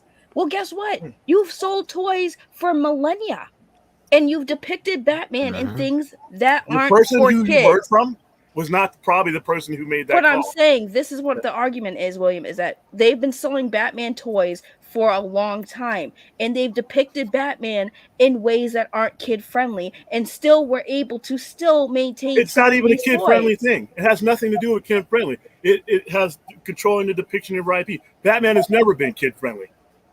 Batman really, unless he's been distorted, and you got Adam West and the Super Friends. But the core of Batman has always been a violent sociopath. But hold those images before of him but like stomping people. Hey, hold that thought. Bradley here with the $4.99 super chat says sending some love hearts. I just woke up. I'll hop on in a bit and say hi for a few. And then Ryan Hartwell with a $2 super chat says let adults do adult things. Yeah, and the adults run the company. Mm-hmm. Those adults did. They did their thing. So you really can't. It's a difference between not protecting them from kids. Because if you pick up the Killing Joke, there's awful things going on in the Killing Joke. But if you don't want your depiction of your character eating somebody out, then that's a little bit further than any Batman story that they've really done. That goes in a direction that they have a right to be concerned with. Now, again, my argument about this is not whether or not they just don't show it. I don't have a problem with them coming in and saying we don't want to show Batman doing this. Okay, and even what you're saying, we want to protect this IP. We want to do all this, blah, blah, blah, blah, blah. I have a problem when they go where they went with it and basically try to act like it's some, I don't know. I mean, to say heroes. They should have said nothing. They should have just said, this is our decision. Exactly. That's what I'm saying. That's what I'm saying. That's what I'm saying. Done. To say that heroes don't do that. Like, that's what I think is getting everybody's ire up because they were ready to get ironed up. Well, no, it's not just that because look, we talk about the Snyder Cut all the time. I mean, my gosh, this guy was in the Snyder Cut. Awesome movie. But like, look, that set a bunch of people off too because look at, how Batman was depicted in that universe. He's branding people. He's doing these things like he's the warehouse Batman though. That is but that's your opinion, William, because the thing is, I agree with you. I agree with you. A comic where Batman's eating anybody out. No, hold on, bro. Hold on, William. I'm saying I agree with you. I'm saying I agree with you in what you're saying there. But what I'm saying is that when people start saying, and Ray mentioned it just a few minutes ago, when anyone starts saying definitively, well, these characters do this or don't do that, or heroes don't do this, or heroes act this way, or whatever, I think that there's a lot of room there that somebody can say, well, I don't know about that. And I think it's absolutely fine to hold Warner Brothers accountable for the way that they've already depicted this character and stop picking and choosing. Like, just say, okay, we didn't want to do that scene. That's fine. That's fine. And it's done. We just didn't want to do that scene. But then when you start dragging it out and saying, well, this is why we didn't want to do it, and heroes don't do that. It wouldn't matter what they said. Ray Porter was raising his hand. Yeah, yes. Let the man speak. I've at this point I've forgotten even where I am. If the owners of the IP had not, the first thing that happened, at least in my perception of it, was the announcement was made that this was being removed. Mm-hmm. And people are like, why? So then they have to back it up with a reason why, or someone feels they do. Mm-hmm. They don't actually have to. Someone feels that they need to say something. So a soundbite is tossed off. If that soundbite had not been tossed off, if that phrase had not been said, we'd be talking about something else entirely different, or maybe not. But the entire can of worms was opened by the phrase "heroes don't do that," because then suddenly you're throwing this, as I said before, this sort of ex cathedra statement out to a lot of people who have a very profound sense of ownership of these characters and these stories, and it opens it up for a massive amount of debate. If in explaining the situation they'd said, we feel like there's better ways of telling this story, we're not really down with this particular scene, we think there's a better way to express it, or whatever, I don't think anybody would ever have a problem with that. I mean, for years before regulations were relaxed, two people would go into a room and close a door, everybody knows what's happening in there. Mm-hmm. And then suddenly it's getting depicted or whatever, and that's a whole different deal. It really, really, really comes down to, at least for me, not larger issues of story, not big moral issues, not, any, but unfortunately it makes us address that because of one phrase. Heroes don't do that. I think that was a misstep. Do I think them cutting a particular sequence of images out of a film is bad? That's their choice. That's their choice. They own the IP. They're telling the story. That's the decision they made. If asked why, don't make a sweeping, huge statement that's vague enough to allow people to lunch on it for days, to really be upset by a statement like that. That to me is the only real gaffe in this entire thing. Do I need to see superheroes getting their junk out? No. Storyteller wants to tell the story that way, and I pay my money to participate in, well, then I'm going to see it, I guess. But that's the storyteller's choice. Now, somebody standing over me telling me how to interpret what I watch, what I see, or whatever, that's a whole other deal. And I do think that the biggest mistake with this entire thing was the statement, heroes don't do that, or just, expressing it in that way. Yeah. Simply say, that's not the way we want to tell this story. We want to tell it this way. Non-issue.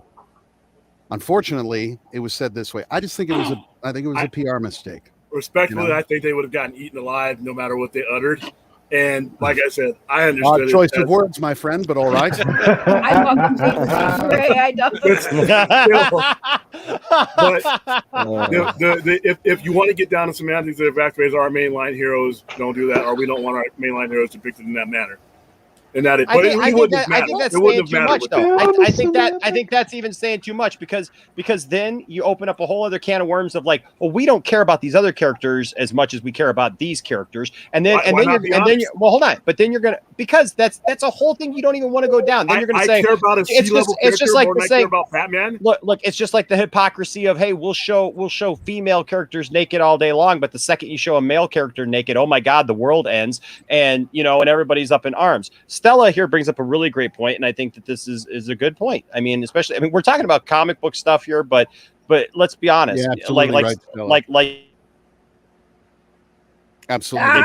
It's not just about kids anymore. There's adult things that we as adults now are. I'm trying to use my words carefully because I'm wanting to say things like take things in or absorb stuff or and so I'm trying to be mature here, ladies and gentlemen.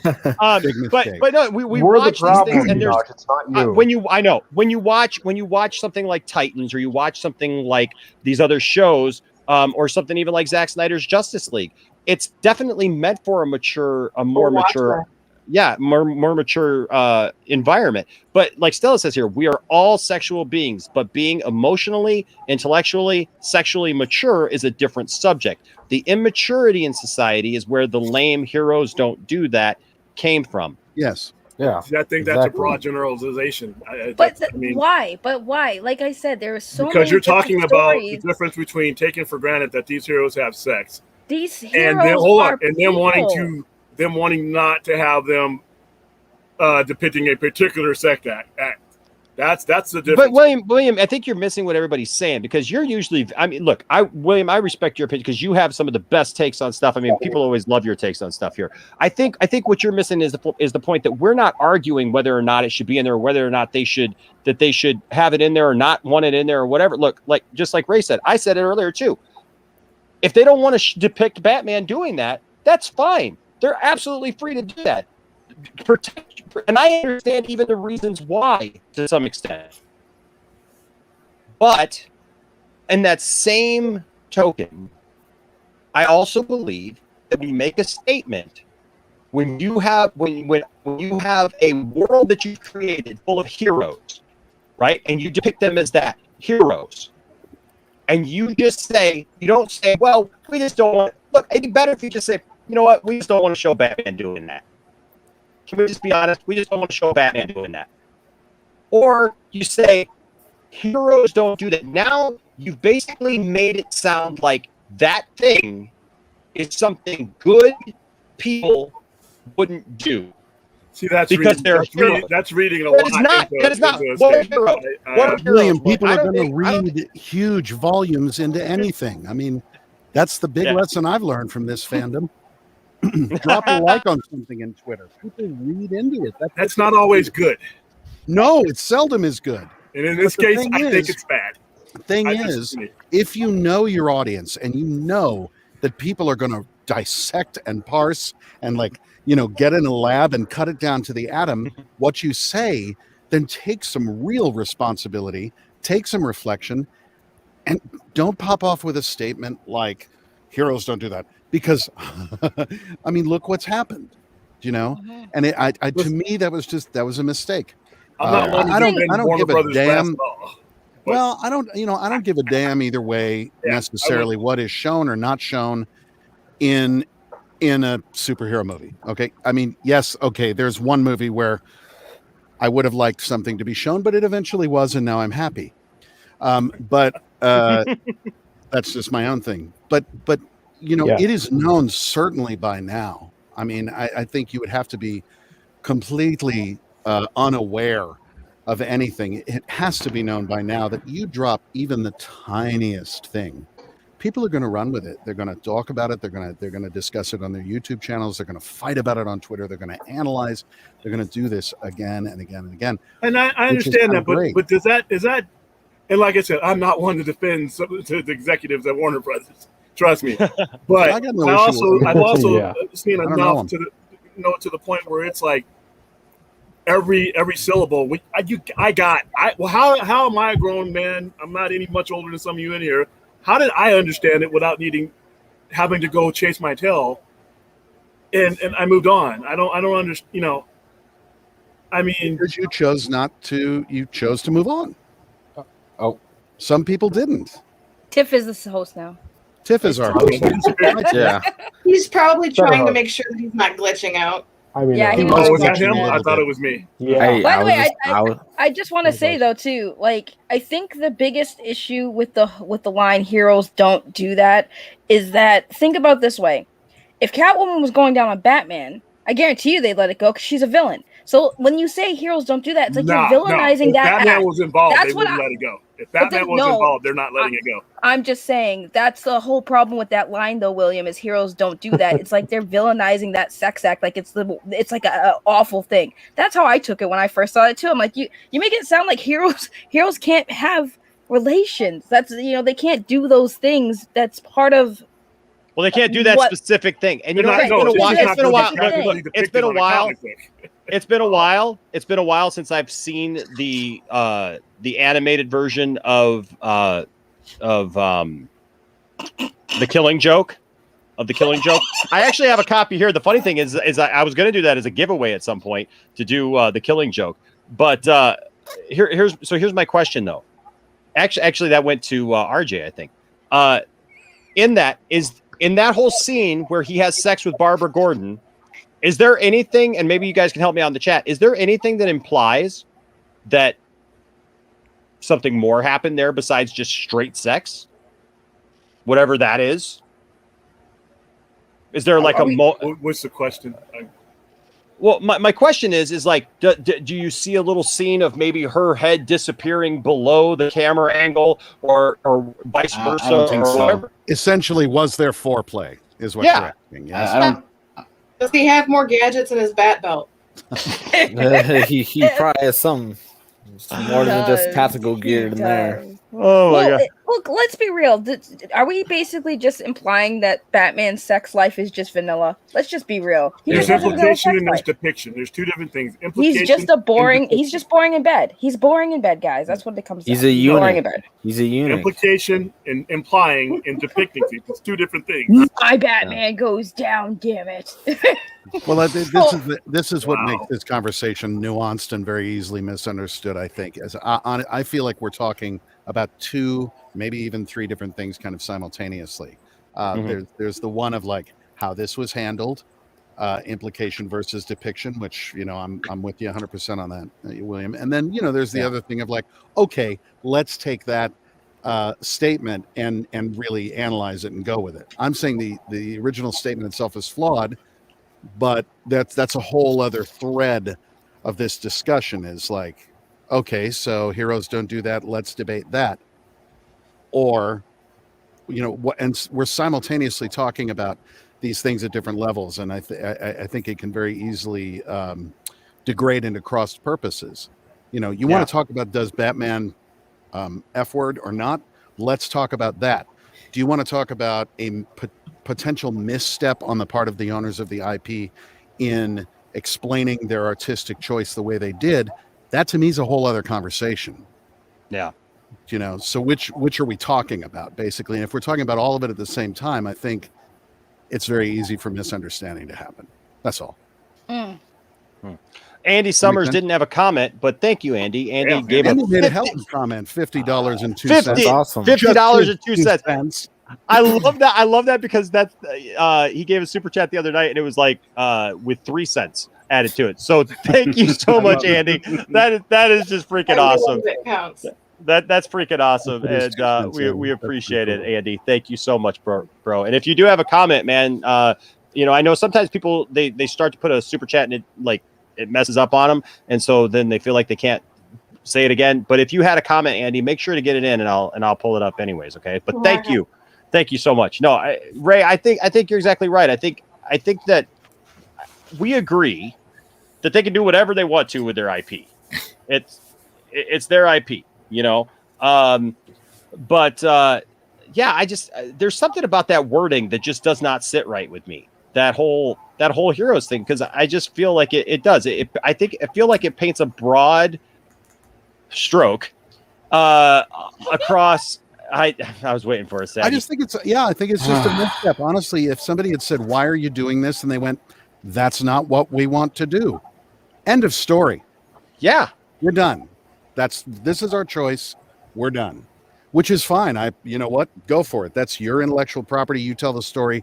I can't claim to know like any of that stuff. Great. You don't want to do it. You don't want to do it that way. Cool. And probably somebody regrets that wording, you know, that the news came out that it was getting cut and they had to answer for it, or they felt they did. I just think it's a bad answer. It's just a bad answer. That's so sad. They don't want Batman to have sex. Let him do his thing. Let him do his thing. The man, want him to find love, Mr. And as Florida, far as my experience has been, in my limited experience, heroes do in fact do that. Be a hero, but that's a whole other thing. You know, I knew I liked him. And study. There's a way to do it and a way to not, boys and girls. There's a way to do that and a way to not. Study. The information's out there. Educate yourself. Yes. Ooh, I knew I liked him. You learn I in high school. knew I liked him. All in high school. But so I think, William, I totally agree with your point as far as context, which is incredibly valid, and I'm with you there. And I mean, to me, there's a great deal more that one can imagine when it is implied, which is fine. Dark Side's, welcome to Good Sex with Dark Side. That sounds like a great late night call-in show. This is Dark Side's sex ed right now. I put the lips back in Apocalypse. So now,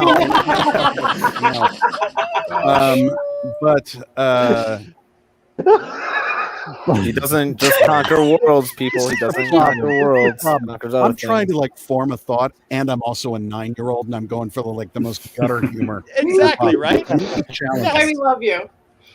Exactly. I think William's points are very well made as far as context and their intellectual property and who Batman is in relation to the entire sort of pantheon within that intellectual property. I'm totally there for that. I agree completely with the conversations regarding the sort of, I guess, sexual liberation of comic book characters. Okay, cool. That's fine too. If you want to do that, let's explore that in a thoughtful way and let's go for that. To me, the issue is the way the owners of the IP handled the question. And that was a huge misstep. And unfortunately, has really opened multiple cans of worms. Love you too. And I just think there's, and it turns into so many different issues and there's so many different things poured into it. But I really think that for me anyway, I'm not telling anybody else what to do, but for me, I'm going to put those in 3 different boxes, And in the box of that comment, it's like, nah, that was a big mistake. They really could have handled that a lot better. On the rest of it, then you're getting into artistic discussions and, well, and look, like I said earlier, I used it as a great launch point to talk to my son tonight about the importance of being sexually compatible with the person that you're with, right? Because I've had the talk with my kids. My kids, like if anybody saw our private texting thread, Tiff, they'd probably faint. Then I'd get a whole lot more. You're a pastor because you're talking about stuff. You have a functioning marriage. Congratulations. Yes. And the thing is that we've had these talks with our kids. These are open discussions that we have with our kids. But then tonight, when I was on my way home, and my son and I were in the car, and he saw the Zack Snyder image before I did. Okay. And so he pulled it up and he shows it to me and stuff, and he's 16 years old and he's kind of laughing about it a little bit, and I'm like, yeah. And he goes, well, what do you think about that, Dad? And I said, here's what I think about it, son. I said, just what we've said here tonight. I think it's fine that I get why they may not want to show Batman doing that. But I also understand though too, that, this is not something that's dirty or bad. And I wanted to make sure that he understood that, because he's a huge DC fan. He's a huge comic book fan, and he's 16 years old, and he's got a lot of life ahead of him, and he's got relationships ahead of him and stuff. And look, it's like, even when I retweeted it, Tiffany looked at me and goes, "Oh, are you sure you should retweet that?" And I'm like, heck yeah, I should retweet it, because I got no problem with it. But even then I followed it up with, look, do what you want to do. Nobody should force you to do anything, and you shouldn't just do something because you feel pressure to do stuff. And I understand that part of it too. And I talked to my son about that. That different people get into relationships, and there's some things there's some boundaries that some people have that others don't have. Right? There's some people who do and some people who don't. And maybe they've got a reason for it. Maybe they just don't, maybe they just got a preconceived notion about it, whatever. But the point is you ask those questions and you have those conversations so that you don't find yourself in a situation where either you're trying to impress something on somebody that doesn't want something, needlessly, or you don't keep going down that path. I want my son to know that, like, when he grows up and has relationships, is this okay? Is this not something bad? Because, like, Dad, we our whole life is like DC stuff, right? So like when Warner Brothers is coming out and going, well, that's not something heroes do. This is a legitimate question. I know we've been kind of talking about this tonight, like what ifs and everything, but this is an actual conversation that I had with my son tonight. Like, why is that bad? Why don't heroes do that? And like I sat there and we talked about that, and I said, look, there's nothing about that act. This again is what I mean as far as it being a misstep, is because it leads to those questions, which to me are far more dangerous than what is that man doing. It's the that sort of, I don't know, that kind of, Americans are very funny. It's like we definitely came from Puritans, which is just dysfunctional as hell. So you open it up and you discuss it and you talk about it. And, I mean, again, I just think if it had been a thing of like, that's not the way we want to tell the story, it demystifies it. It's not a thing. Heroes don't do that is a statement where, kids are going to look up at their parents and be like, and, hopefully they have enough of a dialogue with their parents that they can actually talk it out. But I know that there's a lot of people, sadly, who don't. And so what are they going to do? Internalize this? And so it turns into objectification. Sex is something hidden and illicit and weird and, bad. And, and all of the psychological problems and all of the relationship problems that come from that. I mean, it really, that's a very ugly can of worms that just that phrase potentially could have opened. Yeah. So that to me, it's, that moves into it being less clumsy and more potentially dangerous. That error is in addressing. No, it's like, nope, this happens. And, the thing I teach my boy is, I don't care who or what, accoutrement you bring when you are in that situation. But if you leave your respect behind, you and I are going to have a problem. That it's okay to talk about this stuff, that it's okay, it's healthy, so that there is not objectification. The women's bodies are not responsible for men's thoughts. Nope. And the more that this stuff is talked about in a healthy way, the more that this stuff is dialogued in a healthy way, the better. A very unhelpful thing is to say heroes don't do that. My issue is not with them cutting something out of a movie or not putting it in or whatever. My issue is with the explanation of it in the way that they did. They could have done that a lot better. They didn't. Yeah, that's it. No, and what you said there, you talked about earlier, like that. I get a lot of different interpretations of the Bible and different things. People throwing at me all the time. That's one of those things that like I'm constantly combating is this idea that men somehow don't have control over themselves and oh my gosh, if you see a little skin, you're going to lose your mind. I've had literally somebody come up to me in the past. It's not someplace that I work at now, but there was a time that I was working in a church where someone came up to me and they had a problem because I posted a picture of me and my family together and Tiffany was there and Tiffany was showing some cleavage. And this person came up to me and said, I really think that you should take that down because somebody might think something about that. And I said, excuse me?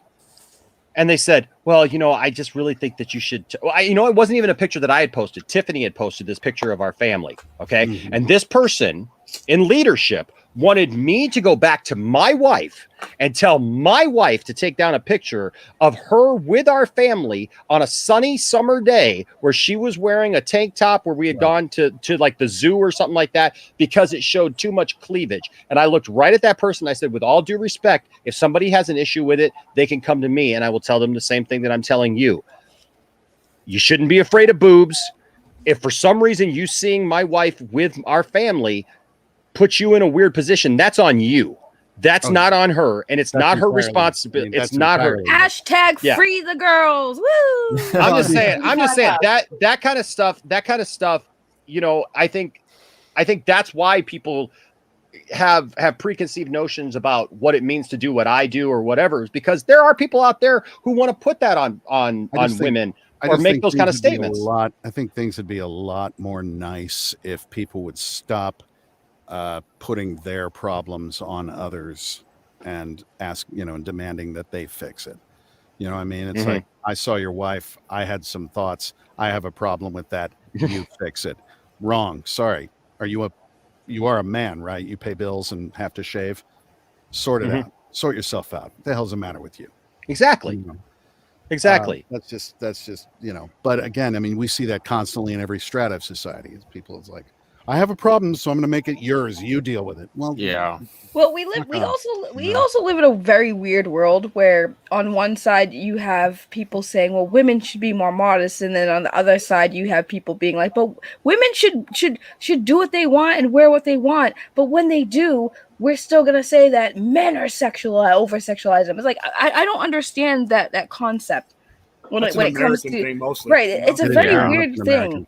It's very weird. It's like on one hand, you even have women doing it. They'll be like, "Oh, well, people need to stop overly sexualizing women in entertainment media." But then they'll tell these same women that we support your choice to wear what you want. There are women. There are women who feel empowered wearing lots of clothes. There are women who feel empowered wearing very little clothes.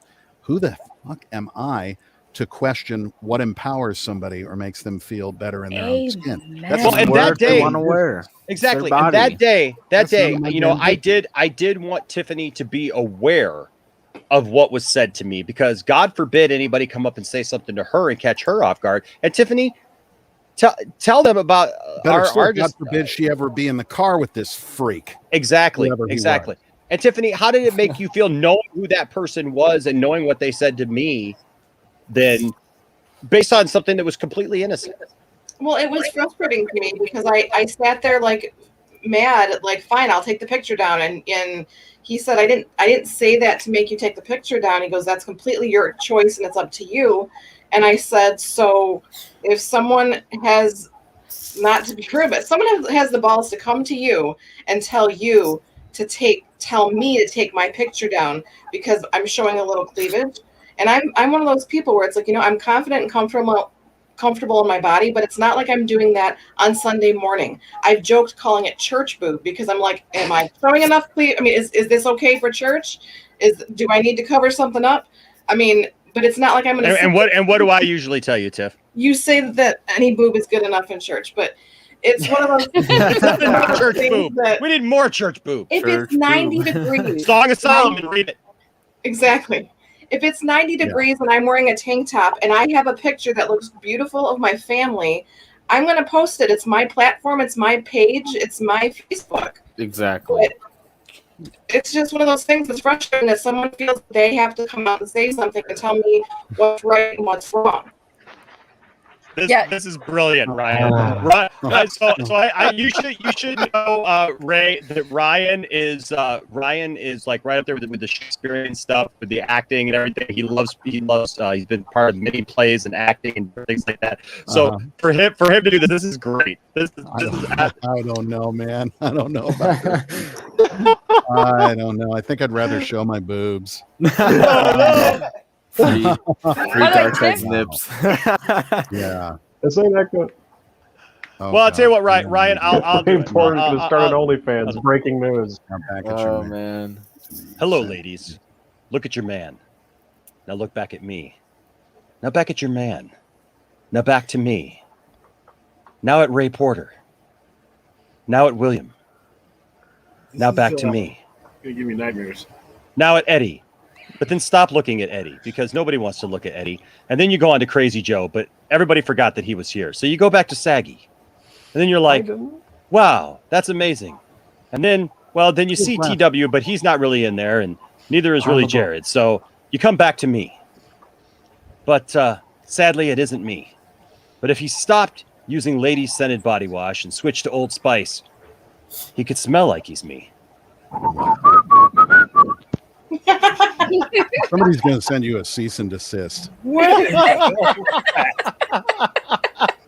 the way, Tiff. Here, Enoch, heroes don't do that. Love Old Spice. By the way, Tiff, next time that happens, I would 100% just post a picture with you in a bikini. Be like, is this better? Yeah, better. All right. Well, how about? I'm not going to do the whole thing. Okay. Hello, ladies. Is that good enough? I'm with it. Look at that was your awesome. Man. Now back to me. Now back at your man. Now back to me. Not going to do the product placement then. Dark side wins. Dark side That's awesome. Well, that did something to me that I didn't know it was going to do. Wow. You all right? Brightest day and blackest night. I don't know how to risk it all. I don't know how to answer that, Mr. Porter. I don't know how to answer that right now. Well, all right. Sorry Stock if I need melons. to Stock melons. I got the chill. For Ray Porter, of course. For any guy that's in that center square. That's For also the true. unity. I'm Paul Lind on the Hollywood Squares.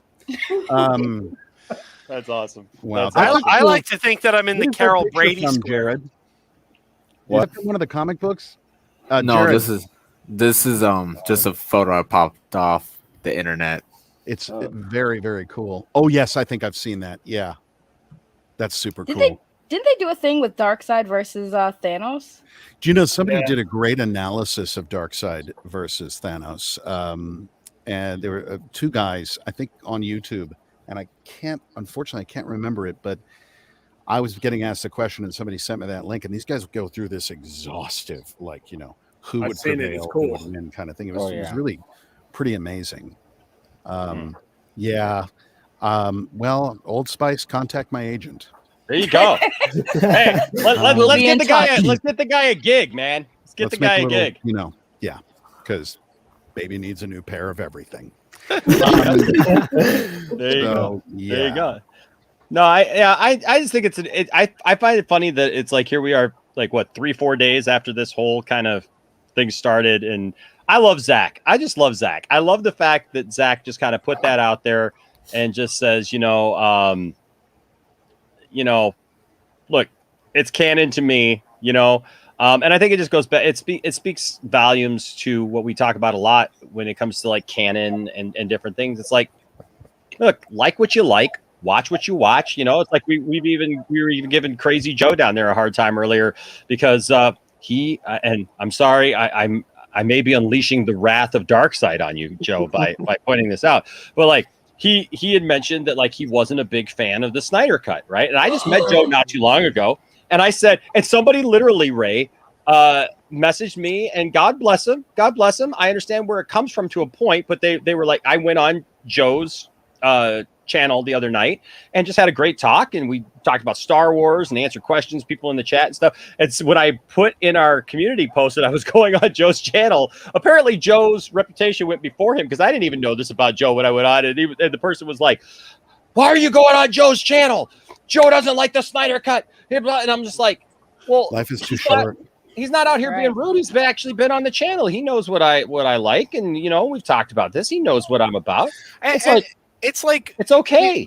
If you're watching something you like, are you going to be like, well, I don't like, I'm not enjoying this as much now because I know that other guy doesn't like it. You're still going to enjoy it. I mean, you know, again, it's okay for you not to like the Snyder Cut. I said this exactly on, back in the early days of the Clone Wars, if you will, before the release was confirmed. You know, just let people like what they like, and that includes allowing people to dislike what they dislike. We don't have to make everybody feel like we do. Mm-hmm. You know, this guy saw a picture of Tiff and felt something, and then felt shame about that. And the only way that he could get comfortable was to make somebody else feel shame, his shame. I'm not interested in you feeling the way I feel. I'm not interested in you feeling exactly the way that I do about something. First of all, it's boring. I know how I feel. I want to hear how you feel. You know, you didn't particularly care for the movie. Cool. You know, because you didn't. Great. You don't have to explain a damn thing. Yep.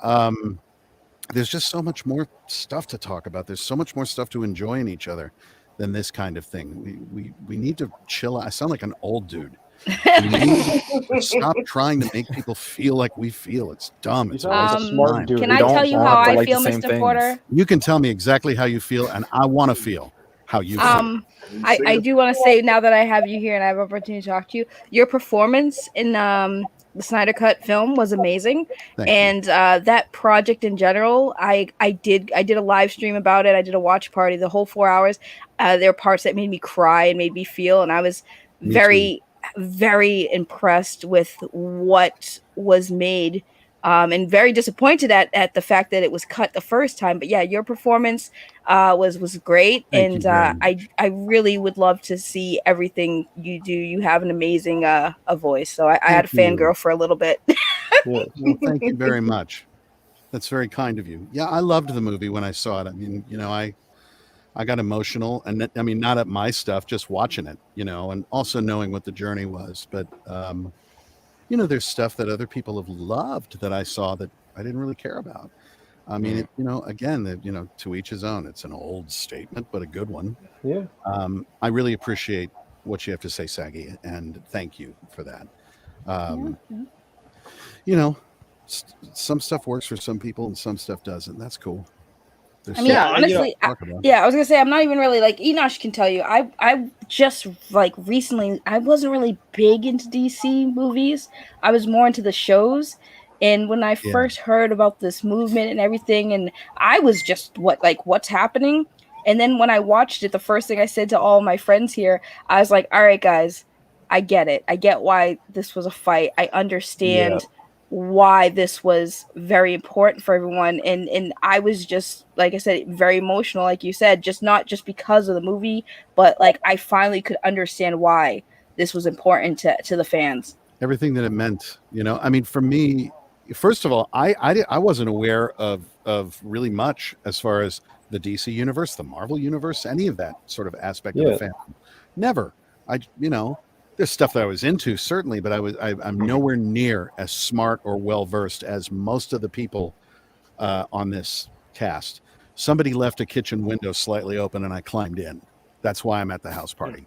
But to see. But then you ended up being like the hit of the party, dude. No, but to see everybody's struggle with this thing, and to see all the concatenations and everything that went on through it, to see the celebration that happened when it was announced, to see the celebration every time a new preview came out. I mean, I said to you, Enosh, my favorite thing was I'd see the preview, then I'd go on YouTube and watch all the reactions to the previews to see the excitement on people's faces. For me, it was very emotional when the movie finally came out, and going on Twitter and going on YouTube and seeing everyone's joy.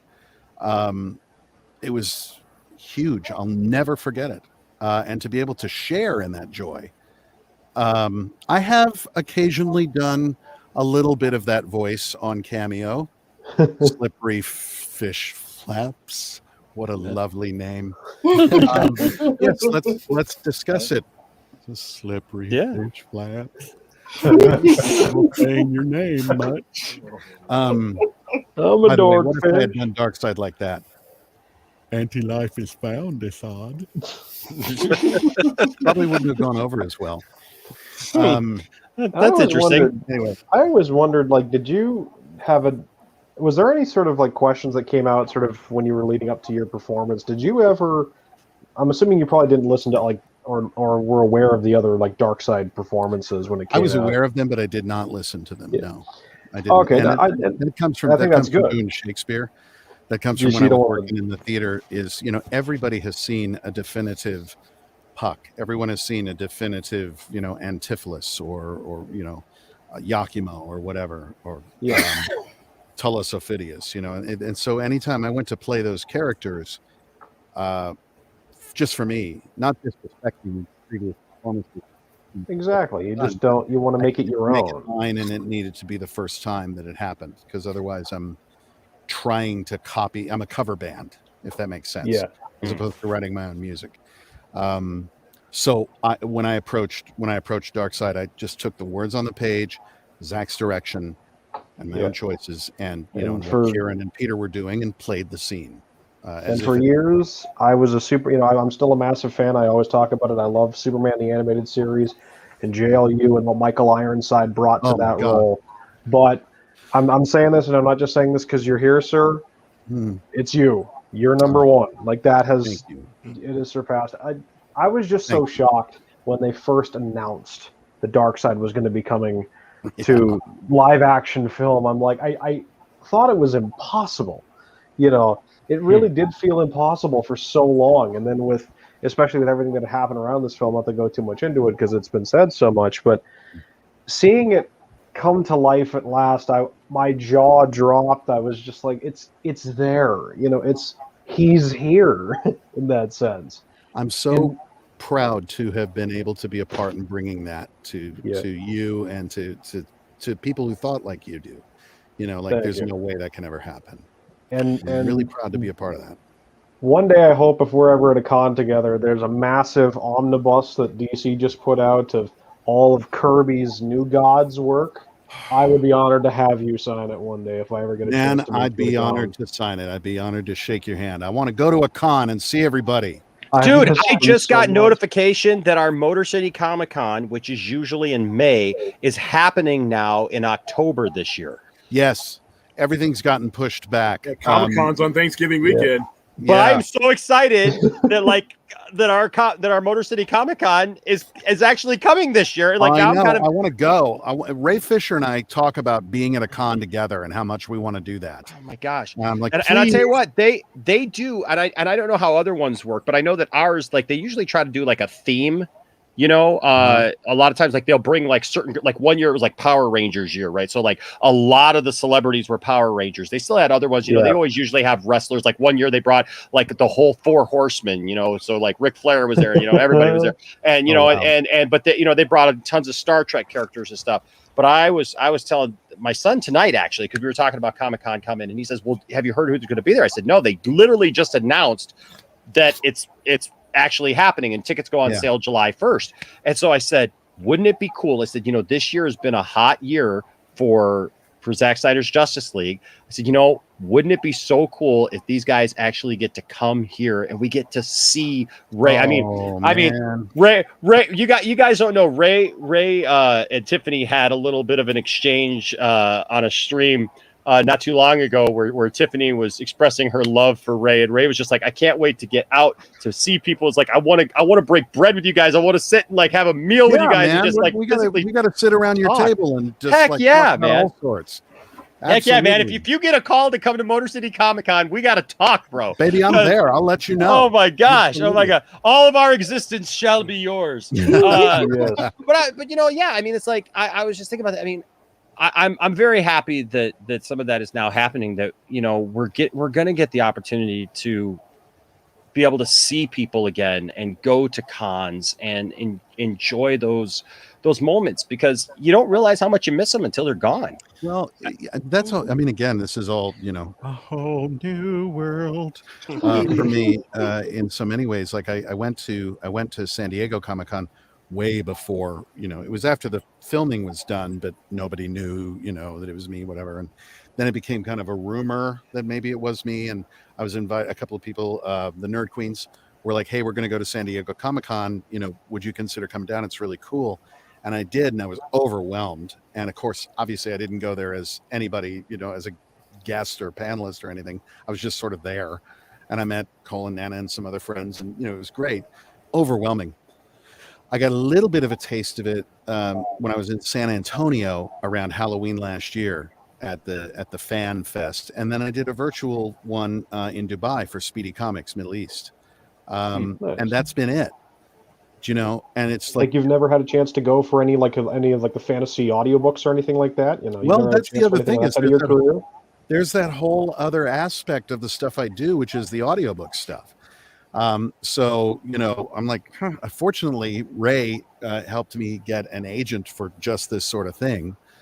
So hopefully that's, you know, more of this is going to be happening, because I really love it. I mean, what's the point of any of this if not to be able to, like, you know, look at somebody and go, I know, wasn't that really cool? Wow. You know, and to make somebody happy by writing your name. How cool is that?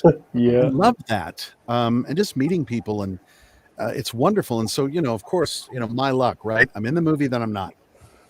Then I am. Then COVID happens and I can't go to any con. And it's like, so I take it all personally because I'm an actor, and so everything, you know, comes right back to me. I'm looking forward to everybody being safe enough and well enough to gather at places, because I got a lot of handshake and a lot of hugs to give. So absolutely. I am literally counting the days till Dragon Con, which, by the way, is 75 days away. Hey, Ray, if you get invited to Dragon Con, you got to go. That is a party, I will let in a me tell heartbeat. You know, some of my author friends have talked about Dragon Con. They say it's amazing. When is it? It's Labor Day weekend. Man, the autumn's going to be just, I know, cons everywhere. That's going to be crazy. I want to see cosplayers, but they have to like bundle up in puffer jackets to cross the street. You know, that's Canadian Halloween. I'm used to that. I'm used to that Halloween. Exactly. I'm used to that scene. Well, like even our con, which normally happens in August, got pushed to October. It got canceled last year, sadly. But like, hopefully it runs this year. You know. And because I want to go down to Toronto, and I want to also go visit the CN Tower and give them a piece of my mind for running the wrong team's colors. But that's a whole other discussion. I would be honored to meet Josh Brolin. I admire him a lot. He's awesome. I would be honored to meet with him. That would be funny though, to see the two of you together like that. I mean, you know, you know, I'll pull up the photo. You chuck them under the table because, you know, Darkseid beats Thanos every time. But you got to do the old Justin Long commercial. You know, I'm a Mac, I'm a PC, I'm Marvel, I'm a DC. I was doing one of those commercials a long time ago. You were in one of those commercials? I was. One of those Get a Mac commercials. Yeah. I don't even know if it aired, but I was. Yeah, I played a rock and roller. Yeah. Surprise, man. Right, I know. Big stretch. It's like he's either a tattoo artist, a drug dealer, rock and roller, or all three. But I never get cast as a Viking, you know, swordsman. I mean, come on, Game of Thrones people, what? And yeah, Right. I mean, especially because they had like Vikings, and what was there was another show that just ran. It was on History Channel. That was Vikings. Yeah. No, not It would just be that one. great There in was Shadow and it took place Bone, the too. Crusades. Shadow and Bone would be great. That would be Would be great. I'd love to do that. Yeah. And you know, I had forgot, Ray, that you were on Lost. I was on Lost. I had totally forgot that, and I was all up on that show, man. That was crazy. A limo came to my house and drove me to the airport. I had a first class ticket from LA I'd never been to Hawaii before. Really beautiful hotel room in Waikiki, and then we shot in a warehouse. But I'm glad you brought me here. You know, that was my first trip to Hawaii. Yeah. Oh, that reminds me of like Hawaii. I was thinking of something really strange that I had read. A couple of the producers. This is completely left field, but just for some reason I remembered it. A couple of the producers who put together like Aloha from Hawaii and Elvis's '68 comeback special and like really famous musical things, also went on to work on, and I'm not joking, the Star Wars holiday special. So I'm like, how did you give us this, and then how did you give us the holiday special? Amazing. I'm Amazing. Wow. I'm just like, what is happening? Versatility. How wonderful, though. Versatility. Yeah, it's that I've never heard it used in that context before, but okay. Yeah. Well, speaking of getting different versions of stuff, this was the only other thing that I had tonight. But I'm curious to hear you guys' opinions of it. And that is, the trailer for season 3 of Titans came out. Wait, this is on HBO Max? Yeah. Oh wow, I can watch it now. I thought it was only going to be on that DC streaming service. That's why I haven't watched it. They took all the live action content on there and rolled it up. Thank God! Now I can finally watch Titans. And it's on Crave or not Crave, but Netflix in Canada. Everyone's told me Titans was really good, and I'm like, but I don't have that DC service. It's a flawed show, but it's a guilty pleasure. I love it. I mean, here we got some Joker action. It's great. This is like classic Joker looking stuff, where it's got the classic mouth and facial features here. You got the guy tied up and Robin coming out here. I mean, I love seeing Jason Todd talking about the lore, right? Like what Ray was talking about. Like there's so much lore, right? So like it's amazing to me sometimes because I can get started on some of this stuff because I've lived this stuff and read these comics as I was growing up, and it just starts flowing and stuff. And then like I start wondering like if other people are there with me, but I think that this guy, I can't remember his name right now, but I think he's done a great job as Jason Todd. And it's all really dark because the trailer is really dark. So I apologize for that. If I would have had more time, I would have actually tried to go through and kind of lighten it up a little bit. His name's Curran something. Yeah. But here, this is a picture of Dick Grayson, like as Nightwing up in the rafters somewhere. And looking down stuff. Here's Hawk. I loved him when he was on Smallville as Aquaman. I loved him on Blue Mountain State. And here's the team. I love this. Yeah. I mean, Super Dog. I tell people all the time, like, Crypto. Look, you got it's Crypto. They've done Crypto the Super Dog, and like, if you guys haven't seen this, first of all, Crypto the Super Dog, I would have never thought that they could make Crypto the Super Dog such a serious Zack Snyder-esque character. But they have. They literally have. This dog, you do not want to mess with this dog. It is very intelligent, and it will melt you to the ground with its heat vision. And he can fly. Can fly. Him and Superboy working together is fantastic. The fact that we now have Nightwing on the show, and we have also Starfire in her costume. Heck yeah. Why is the dog a white dog though? I'm very offended. Wow. Oh boy.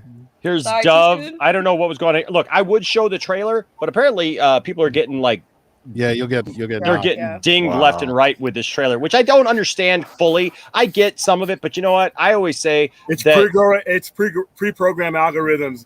I know it is, but some channels get it, and some channels don't. And the way that I've been explained to it is like once you get to a certain place, they're coming after you because of the exposure that you have, because you have the potential for people to see it or whatever. I always say it's like this. These studios, they need channels to be doing reaction videos and to saying that they're excited about this or not excited about this. They're giving their opinion about it. I know that they don't want. It's free. It's literally free PR for them. Exactly. But big corporations that have been around for a really long time. It's going to take them a really long time to adapt to how things are, and we're seeing them try, but. Well, I just got hit with my first copyright strike because for a video I made in 2007 from a Japanese music label, and they just recently hit me. And mind you, the video was made in 2007, and they just hit me last week. Somebody buy the record label. There was one thing that was pointed out which I didn't realize was I watched a video from, if you guys are familiar with the Real Rejects, Greg Alba, who's one of the hosts, talked about the fact that you can actually get a copyright strike or something along those lines for material that has already been deleted off your channel. Yes, or something along those lines. Because it's never fully deleted, and that's the thing is you can literally. I could go back and look at like any one of our reaction videos that we used to do here on the channel, that didn't get a copyright claim, because a claim is different than a strike. Yes, a strike is a bad thing. A claim, you can either you can go back and say, hey, look, and I have won many of those actually against Warner Brothers, Disney, and stuff, and they once you bring it up and you're like, look, I'm trying to give you some PR stuff here, and they're good. It's all in the way that you word it. Like if you look like you're professional, sound like you're professional, they're pretty good. If you're just like, hey, why are you being dumb and taking my video down, then you're probably not. But the thing is that was my mistake. There it is. But the thing is like, we would get, a copyright claim. And so you can either fight it and they can either let it go, or they just keep the right to any views or clicks or views, any revenue you get. So it's like all of the 10 cents that you made off of that video or whatever, but when you get a strike, you only get 3 strikes and your channel's gone. So what's scary is talking about them being able to go back and do stuff like that. There's many things that we watched in the past that never got a claim or never got a thing. And so like that always looms in the back of your head. I think that's what happened to Matt Jarbo actually a few weeks ago or a couple months ago. That's what happened to him, because he got a copyright claim on one thing, or a copyright strike on one video from his past. And then literally the next day he got another one on another video from his past. And he ended up fighting them both and getting them both removed. But like he went from 0 to 2 strikes in the space of a day. Pay attention, kids. On old Nothing videos put up on the internet ever fully goes away. Nope. And they can just pull it out just out of nowhere. It's a little bit of a different situation than these copyright strikes, but my channel used to be called for 9 years. For 9 years, my channel and my podcast were called Megapodzilla. And after 9 years, one day I got a cease and desist from Toho saying that I was infringing on the Godzilla copyright. Well, think about this. There was a French band who were once known as Godzilla, and they actually, before they were ever even famous, got a cease and desist from Toho, so they had to change their name, and that's how they got their current name. They used the Japanese name, which is how we got Gojira. Well, you know what? I have a friend who literally, this was a small little church out in the middle of nowhere. They wanted to have a Friday night place for musicians to be able to come in, do acoustic sets or bands to come in and play or whatever. And they made it like a jungle kind of, like a jungle kind of theme and stuff. And they called it the Wild Kingdom Cafe. Oh yeah. They were doing, now this was literally just a couple of years ago, folks. Wow. They got a cease and desist order from Mutual of Omaha. How is that still a thing? That's what I said. Because they were getting ready to launch it. My band was going to be the first band to play there. And we're telling everybody we're going to play at this Wild Kingdom Cafe thing. And my buddy who did this thing, now my buddy used to work in the industry. He used to live down in Nashville. He used to do like a bunch of stuff. And so like he was up here at this little church and stuff, being a youth pastor up here. And he just wanted to have a place for musicians and stuff and have a nice little thing for his church and sell some coffee. There would have been like 5-10 people there. He gets this thing and he calls me and he's like, hey, we got to change all the everything that we did for this thing. We got to change the website. And so they ended up calling it the Java Jungle. But Mutual of Omaha pulled something out of the 70s. And then did the government of Java contact them with a cease and desist? Who knows nowadays, man? It's just crazy. But here you got the Joker beating him with the crowbar. This is so cool. I do appreciate them going there, you know. Oh, me too. Me too. And then of course here's Red Hood, and very comic book accurate. That looks really good. Yeah, very comic book accurate here. You got Bruce Wayne, the older guy who plays Bruce Wayne. Now Tiffany really likes him. Oh, think we're gonna get him as Batman. Game of Thrones, man. Game of Thrones. Then here's once again the guy who plays Robin, Jason Todd. Yeah, Jason Todd kind of crying on the phone here. And then I think this might be the Joker in prison. He's laughing. Yeah, you hear him in the trailer. He's laughing. Yep, in prison. And then here's pictures again of just like the different characters. Beast Boy. I'm not sure what this is exactly. It's like a piece of an arm. You know what this is? You know what this is? I think that's money. I think this is like the scene in Under the Hood when Red Hood shows up to the criminals and says, all right, you all work for me now. Gotcha. Yeah. I wonder if they're going to bring them back like they did in the comics, because the only thing I don't like about Titans, and it's nothing they can really do about it, is so much history is compressed in so small time. This storyline where Jason Todd is killed was from the end of 1988 with a 900 call-in number, and it really didn't come back again to the early 2000s when they brought him back. So you're literally talking, and taking into consideration how they brought him back in the comics, right? Everyone talks about the Lazarus Pit. It was actually Superboy Prime punching the universe that actually brought him back to life. Yeah.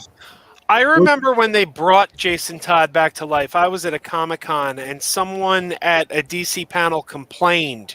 You know, I called that 900 number and voted I want my money back. And Dan DiDio was the head of DC at the time, and he said, "Here, I'll give you your 50 cents back." And he gave the guy nice. Gee, that's a great comment. That's a great statement right there. That's how you handle that. I did love him working at DC, and I say this jokingly. Of course, he was a fine president, but this is a joke. Was, of course, considering how many times they've changed the continuity. Isn't it also interesting that Dan DiDio was one of the co-creators of Reboot? Yeah. Co-creators of what? Reboot, the animated series. Yeah, the cartoon. It was the first ever fully CG animated series on television. I remember that. I have it in I have DVDs over there. I got it signed by the guy who voices Bob. I love Titans. Well, I can't wait. I know. I just can't wait for it, man. I'd love to see. I don't know. I'm really excited to see it. This show has given me such more of a love for the Dick Grayson character. I've always liked Dick Grayson, but actually seeing him turn into Nightwing on this show for some reason had it spurred me to now I've got I didn't have a Dick Grayson figure before that. I had my old 80s Robin or whatever, but I didn't have any Nightwing figures or anything. And now I've got a ton of Nightwing figures and stuff. And it's just, I love Nightwing. I mean, one of my favorite Batman comics of all time is Dark Victory. So it's a cool, interesting version of how they brought, Robin, or how Robin became Robin. And I like that story. Yeah. Yep. Absolutely. Yeah. Absolutely. But yeah, so that's not a lot of DC stuff going on right now, but you can always rely on Zach to make some news. Exactly. and Tiff, you're going to be bringing in that dark side bust, the life size one, into your home anytime soon. I would like to. I couldn't believe that. Oh, what? I hope you're not planning to post pictures of Darkseid's bust, because that would make me uncomfortable, and I would ask you to remove those pictures. I am at a beach with my family, and that is your problem.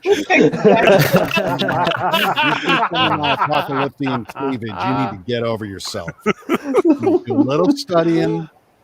Yeah. I'm trying to find a picture of that. That's the meaning to the word "suck it," Warner Brothers. Right. Yeah. Yeah, it's funny. There's what Prime 1 and then Queen Studio. And again, this is all new stuff to me. I don't know anything about it. I've had people sending me pictures. I'm like, well, how do I get what's a McFarlane, and people have been very helpful, thankfully. Oh man, I tell you what, I'm looking forward to that McFarlane figure coming. It should be arriving any time. It's supposed to be here in June. So I pre-ordered some. So because I have a friend up in Oregon who's like, dude, buy everything. I was like, heck yeah, I will. I would. But especially if they aren't Target exclusives. Oh yeah. My God. Shut up, TW. Shut up, TW. Look, I'm crossing my fingers right now because today they released just out of the blue. They're like Target and Hasbro's like, oh, by the way, here's a couple new GI Joe figures that we told you weren't going to come out until next month, but now they're coming out today at 1 p.m. And of course, I see this at 2:15 p.m. So do you have alerts set up or something for this? Do you? Or do you just go on the page? No, I do. But the problem is they drop all this stuff really weird, Ray. Yeah. Like they tell you like a couple of weeks ago they had one that said, hey, because what they want you to do is they want you to pay $50 for the luxury of being able to go in and order it first. The problem is they're showing over and over again that it doesn't make sense to spend the $50 because you can't get it anyways. They did this a couple of weeks ago with a GI Joe product where they released a figure and they said at 1 p.m. I got the email like 2 days beforehand. It said 1 p.m. on Friday. You can go on the website if you're a Prime member, right? For Hasbro, and you spent the $50. You can go on and you could pre-order this figure. So everybody's like, okay, great. And it said at 2 p.m. it'll go on sale for the general public. Awesome. 1 p.m. comes. I'm not that. So I'm like, okay, I'm going to wait till 2 and see what happens. 1:56, I log in because I got to log in and it says it's sold out. Come to find out, everything's sold out in 15 seconds. So even the people who spent the $50, they didn't even get a chance to pre-order it. And then, you know what they did? They put it up on Amazon. Didn't tell anybody it was under a code name, so you had to know a code name for this private code name thing to be able. Because if you just punched that into Amazon, if you punched in GI Joe Roadblock, it wouldn't come up. You had to have the code name that Hasbro uses behind the scenes to be able to get it to even pull up. I know, that's why I was like, what in the world?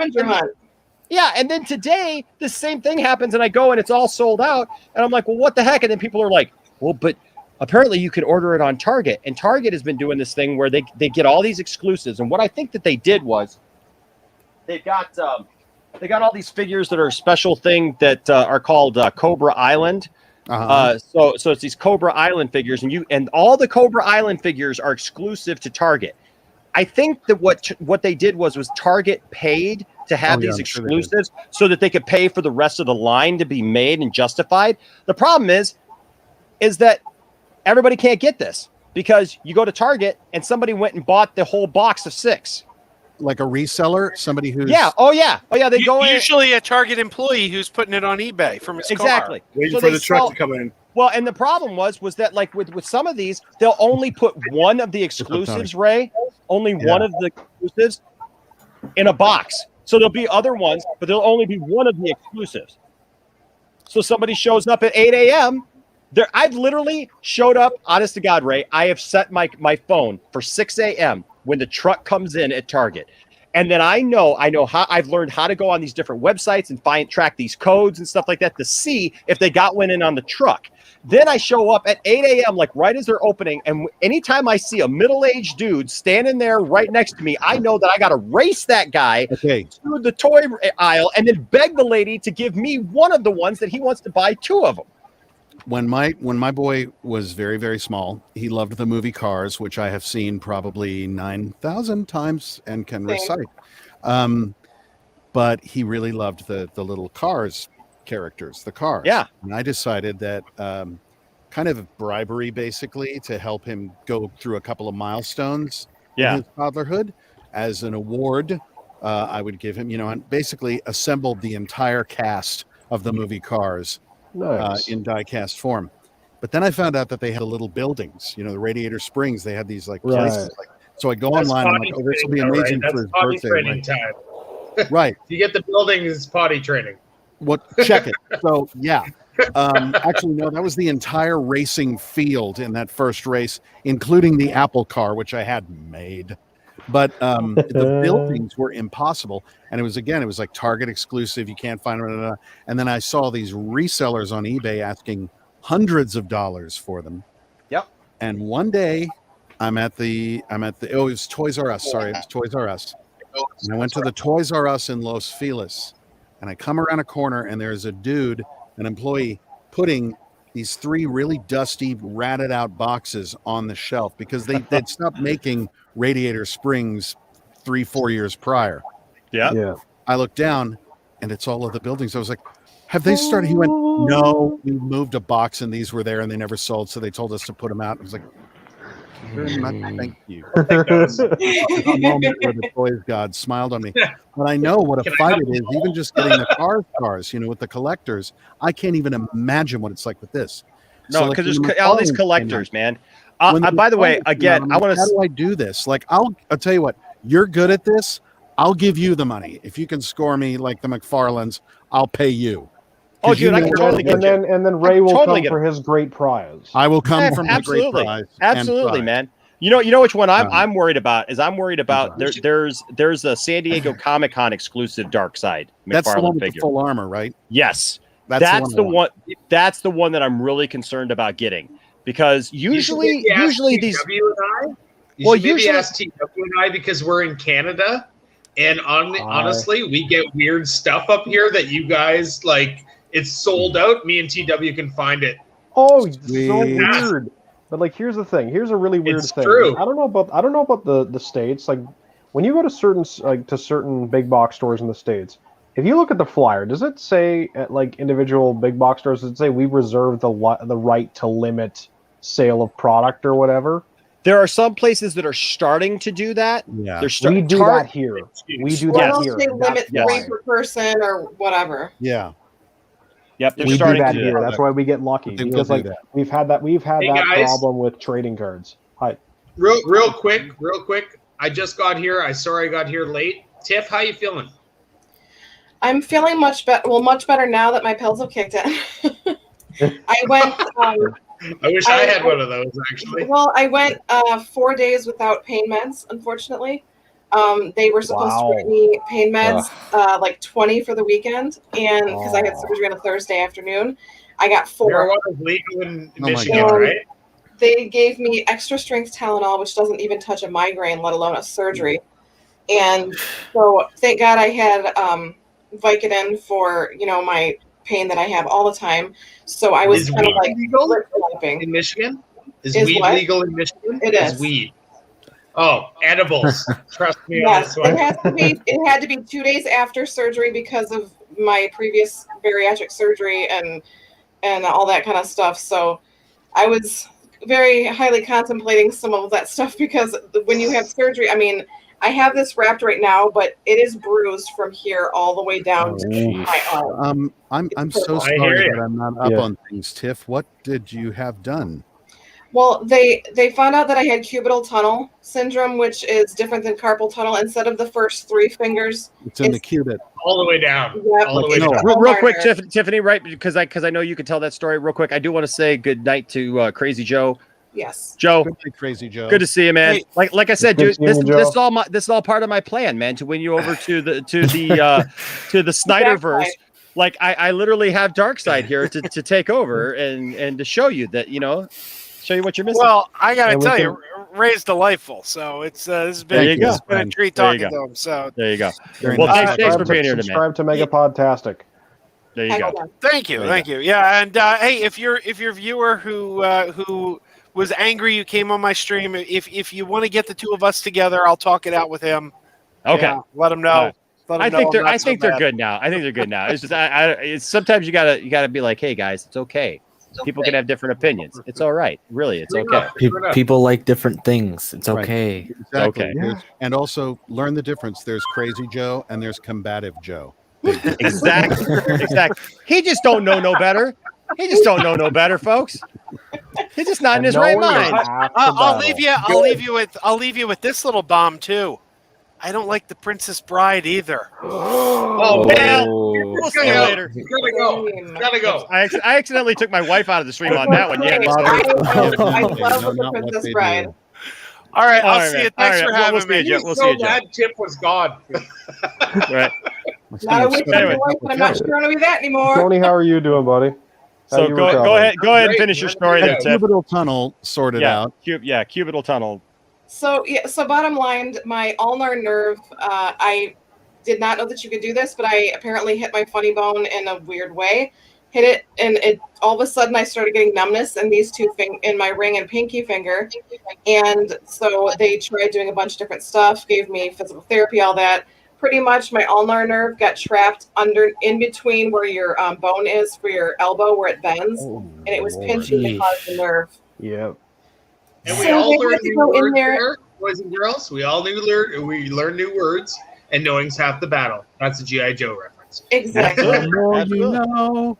Well, Ray, I said just- I was a good husband. I said I was a good husband because 3 weeks ago, she's been dealing with this for like 4 months. But 3 weeks ago, I fell asleep on the couch, and I woke up that morning, and I had pinched a nerve in my neck. So for 3 weeks, I've been dealing with the fact on the opposite hand, I haven't been able to feel my my pick hand. So my thumb and my finger and this. So like I got the other 3 fingers numb. She had these 2 fingers on this hand. I said, between us, we have a one good hand. And I said, babe, I'm date night, but with different people. If you can't I know, feel the hands, right? It's right? really cool. You can only clap once. But heroes don't do that. Heroes don't do Heroes that. apparently don't do that. Heroes don't do that. But we do. Dave Not was a thing. saying, like Dave was saying, had like a very similar injury. Like That's well, yeah, it's weird, but it's like I told her, I said, hey, babe, you know what? This is just me. This is just me, you know, having some what did I say, Tiff? Sympathy pains. Sympathy pains for you. Sympathy numbness. And I will say this, Monkey. Yes, I've got a great TENS unit. Unfortunately, it just hasn't totally knocked it out. Tiffany was using their TENS unit. I was using this TENS unit and stuff. I was wrapping it around my finger and like had it as high as it would go, and my finger would twitch, but I couldn't feel it, and it would be like, I mean, I would sit there like licking my hand just to get feeling back. But in Canada, Dr. Ho has all of these infomercials that seem to work really well. So well, I don't know I'm if starting to get there. The feeling, but now it's just the Tony's tip. Is Tony's a good here. one. I'm glad Tony's here because I was reminded of something that I did a while ago. It was a really terrible joke that you will get this joke. It was an episode of the Poindexter Lounge. We were talking about how People Tiff has got had all my these joke great. though, TW. Oh yeah, no, yeah, I know. We're talking about my bad joke. We're talking about my bad joke. We're talking about Tiff's great hairstyles that she's had over the years, and Enosh mentioned his favorite was she had gone platinum blonde at one point, and so he said my favorite was platinum blonde, and I said as a joke, I'm more of a glass tiger guy myself. Because I saw them open for them. Wow, that would be boy. Wow, that's terrific. Sorry, Ray. We're Canadians and we're horrible at jokes. Mate, I've got to listen. I live in Southern California and have a son who plays hockey, so sympathy. Okay. But the question, Tony, and TW is: Are you sorry about it? Wow. Of course we are. Come on, buddy. Of course, you know we are, bud. I got to say too, a special shout out. You know, we were talking about toys and stuff. A special shout out to Alejandro, who's in California. He heard me talking about this figure in particular that was, of course, a Target exclusive that I missed out on and didn't feel that there was any way that I was ever going to get. And I want to say you guys are the greatest community on the internet. I don't care, hands down, because Alejandro messaged me after that stream that I was talking about this and said, hey, Enosh, you weren't able to get a major blood? And I said, no. And he said, I got one for you at cost. That's awesome. What? How cool. People were selling this. This is a $20 figure. People were selling this on eBay, like what Ray was talking about, for up to $150. Wow. Yeah, it's crazy. Someone asked me to sign a copy of who.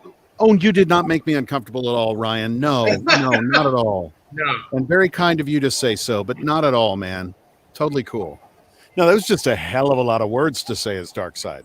Plus, Old Spice might send me a letter. No, you were totally fine, man. Not at all.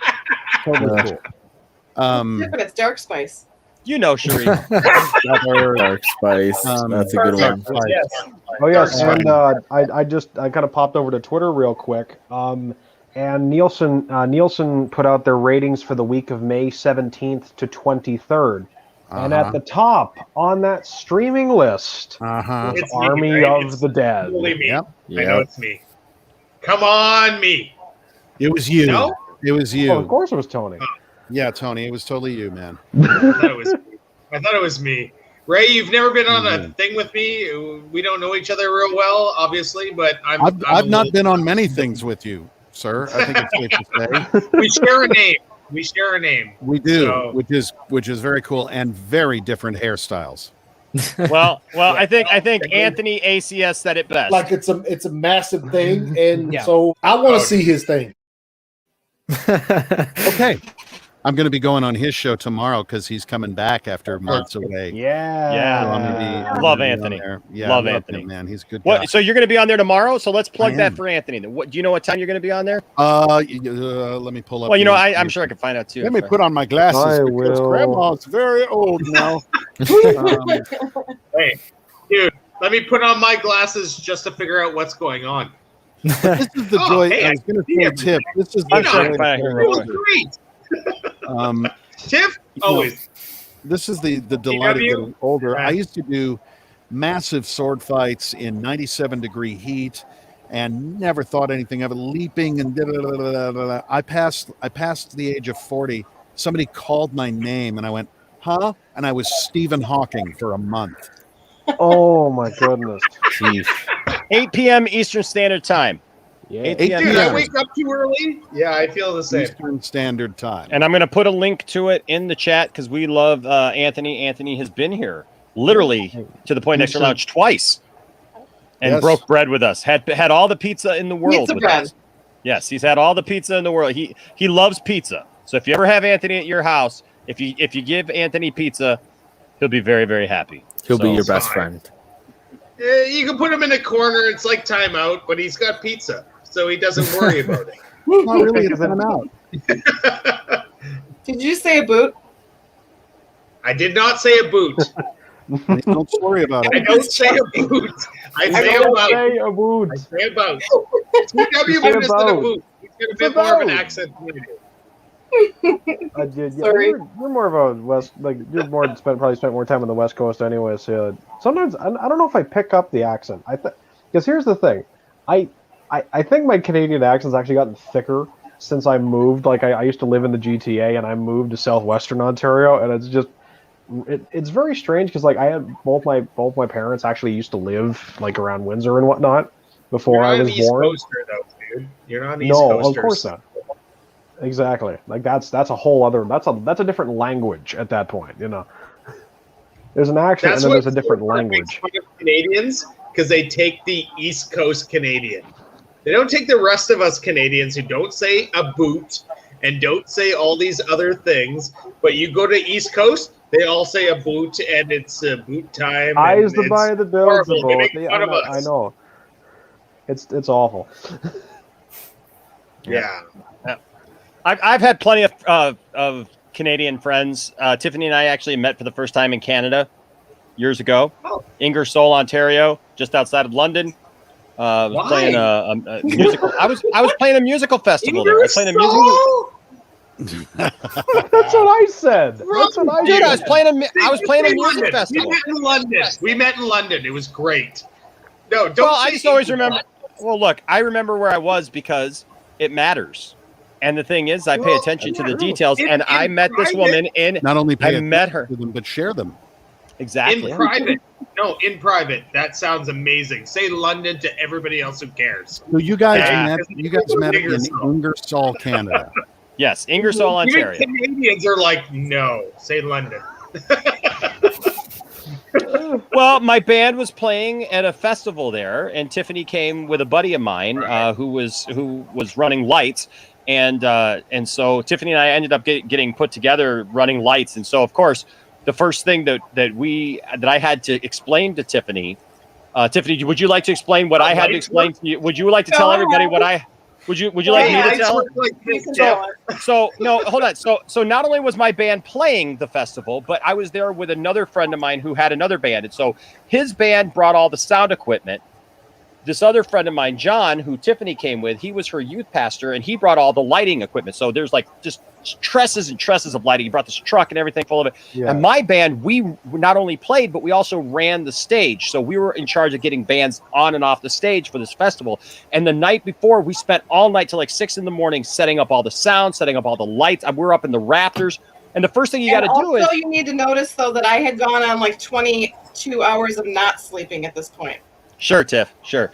But the thing is, the first thing you got to do is you got to unwrap... Yes, she was. You got to... Oh, man, she was, too. She was so 90s. This was 98, dude. She showed up with her pretty blonde hair.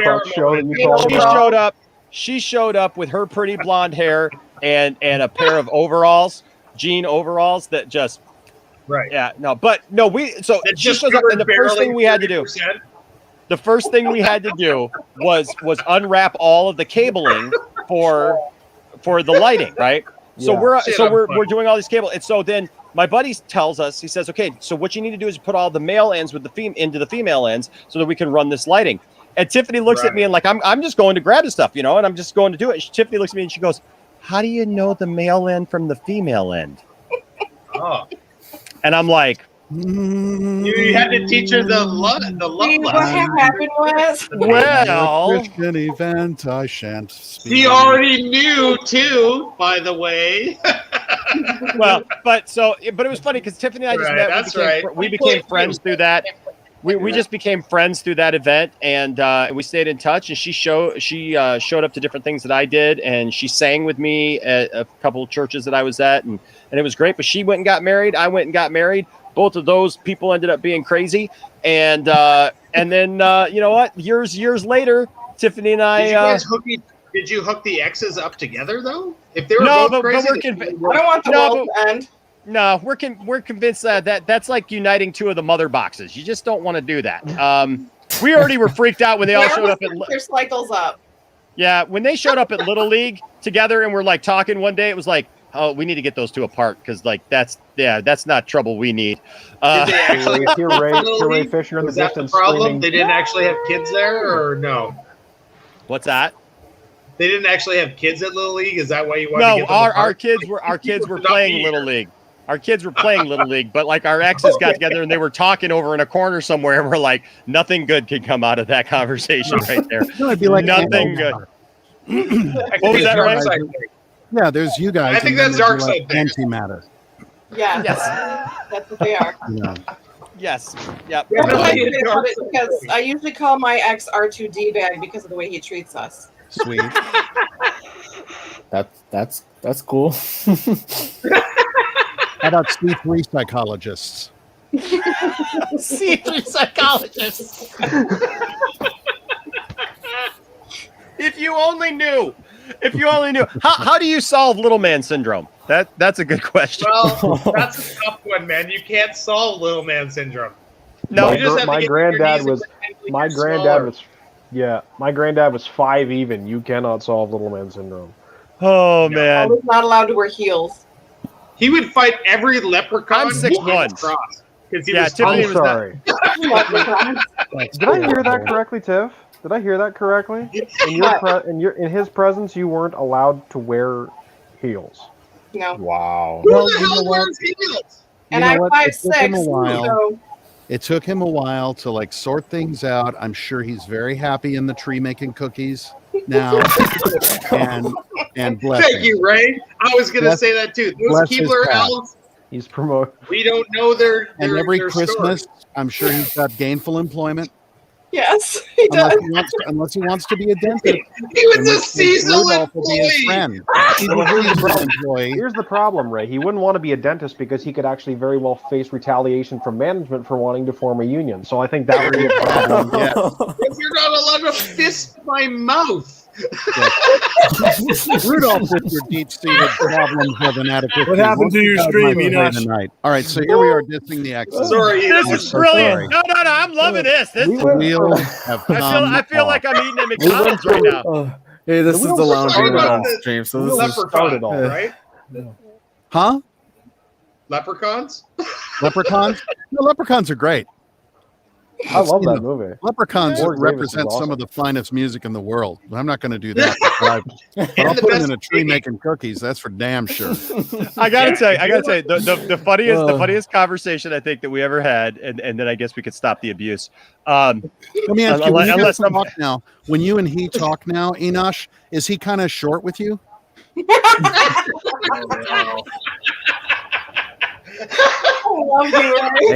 you don't wanna... wherever you may be, you just got owned by Dark Side. So he probably has a short temper too, so we should calm down. We can't. He has a short temper. Terrible. Oh we my call God. him Wow. for a reason. Oh, that was brilliant. He writes his own material, man. So don't leave, like it's fine. That was great. It was funny because we were talking. It was right before Tiffany and I got married, and he had some gripe with me, and he was really mad. And so I'm 6'1", and what is he 5? What? 5'7". Look, I've got shorter friends, and that's fine. Like, look, we're teasing, we're having some fun, but like seriously, like he just had this big problem with me. He didn't like the fact that she ended up with me because we were all friends, right? She can now wear heels. Oh, yeah, exactly. Oh, and I so wear like 3-inch heels, and I love it. and so yeah. Stu. So the thing is that he was just mad that she was marrying me, and so he was coming up with all this stuff about me and stuff, and he wanted all this information from me. And I finally just told him, I'm like, man, look, I don't have to give you any of this information. He wanted a bunch of personal information about me, and Tiffany and I were even going to be married for a few months. And so we just go round and round. And I finally said, look, I said, I'm done, man. I got to get going. And he goes, oh, he's been going on. He's like, you're just on your pedestal. You think you're so great. You just up there. You just think you're so awesome. And I finally, you just get to a point where you start tuning somebody out. And so I finally did. I'm standing normal, and he keeps telling me I'm on my pedestal. So I crouched down. I crouched down, and I got on eye level with him, and I said, is that better? I lost my pedestal now. I lost it. And he got so ticked. Mind you, he was going on about my curly hair, about how I was some Jerry curl wannabe. My music sucked. Everything about me. He's like, nobody likes my music. Nobody likes what I do. I'm like, well, I'm getting paid for it. Like, what are you doing, dude? Go Like, Jerry curl, though? Can you please go Jerry curl? Oh, I could probably. I probably could. Love that. Tiff, but I'm sorry. I would think he would be happy. He and his friends are free now since that house fell on the witch. Oh man! Right around when we have our fight. That's how many short people are watching the stream right now? They're like, you know what? And I thought okay, and I do need to say this. This is not me riffing on people of varying heights. This is me ripping on somebody who was a total dick to two people that I think are pretty marvelous. Yes. And that's why I'm making all these jokes. They're funny. That's it. And he was 5'1", so fuck that guy. I thought the Unity left if a I heck have of a said burn. something that has offended you because of your stature, I deeply apologize. Not the intention. I would never do that sort of thing. If you're a dick, however, I'm coming at you with both barrels. Exactly. Yeah, dude. Yeah, dude. Anybody here under 5'5"? Anybody? Any of the dudes under 5'5"? I don't know, but when we got done with that conversation, this was basically how I kind of left him.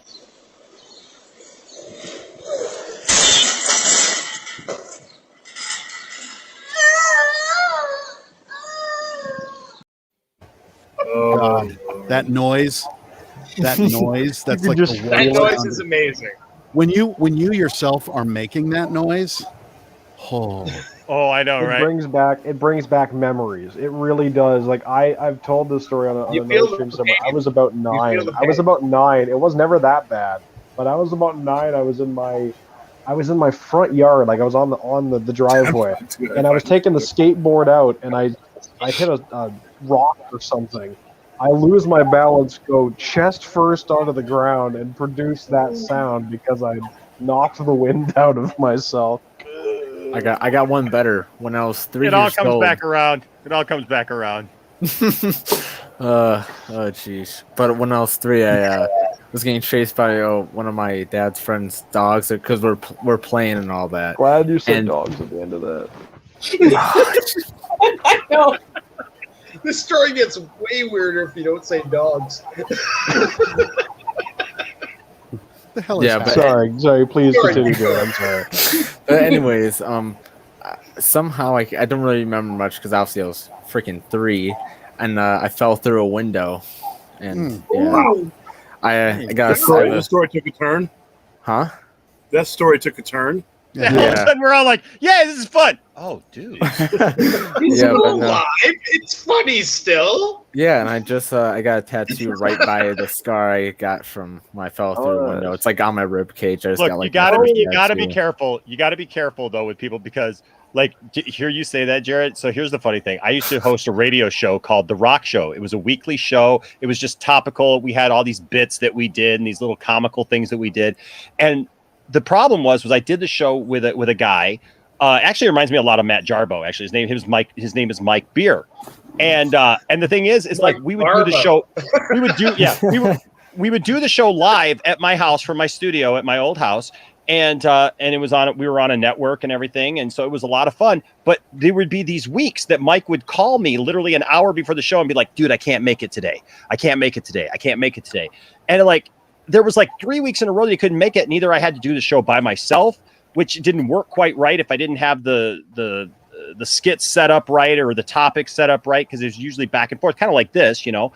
But it was dependent upon somebody else being there when you got a sidekick guy. And so after like 3 weeks of this, or I'd have to play an old episode. So like the 3rd or 4th week, he calls me up and he literally says to me, "Enosh, I can't make it. My daughter put her arm through a plate glass window." And I went, "Sheesh. Why? What?" And he goes, "Yeah." He says, "Yeah." He says, "You know, she fell and she put her arm through."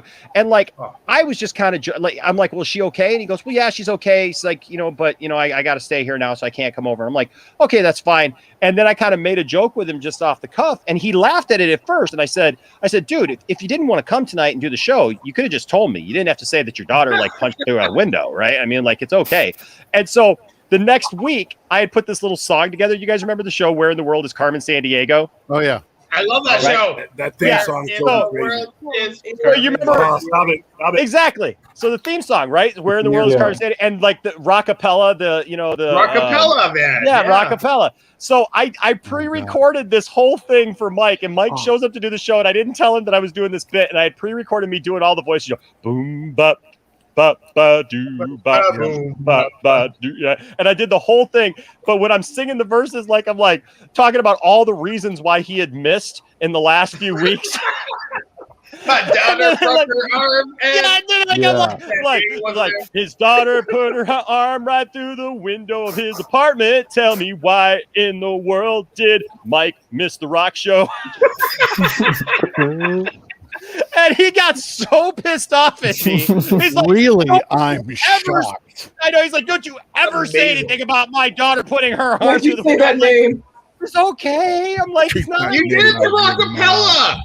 No, I'm like, "I did it to somebody." He's like, "How long did you say that at you?"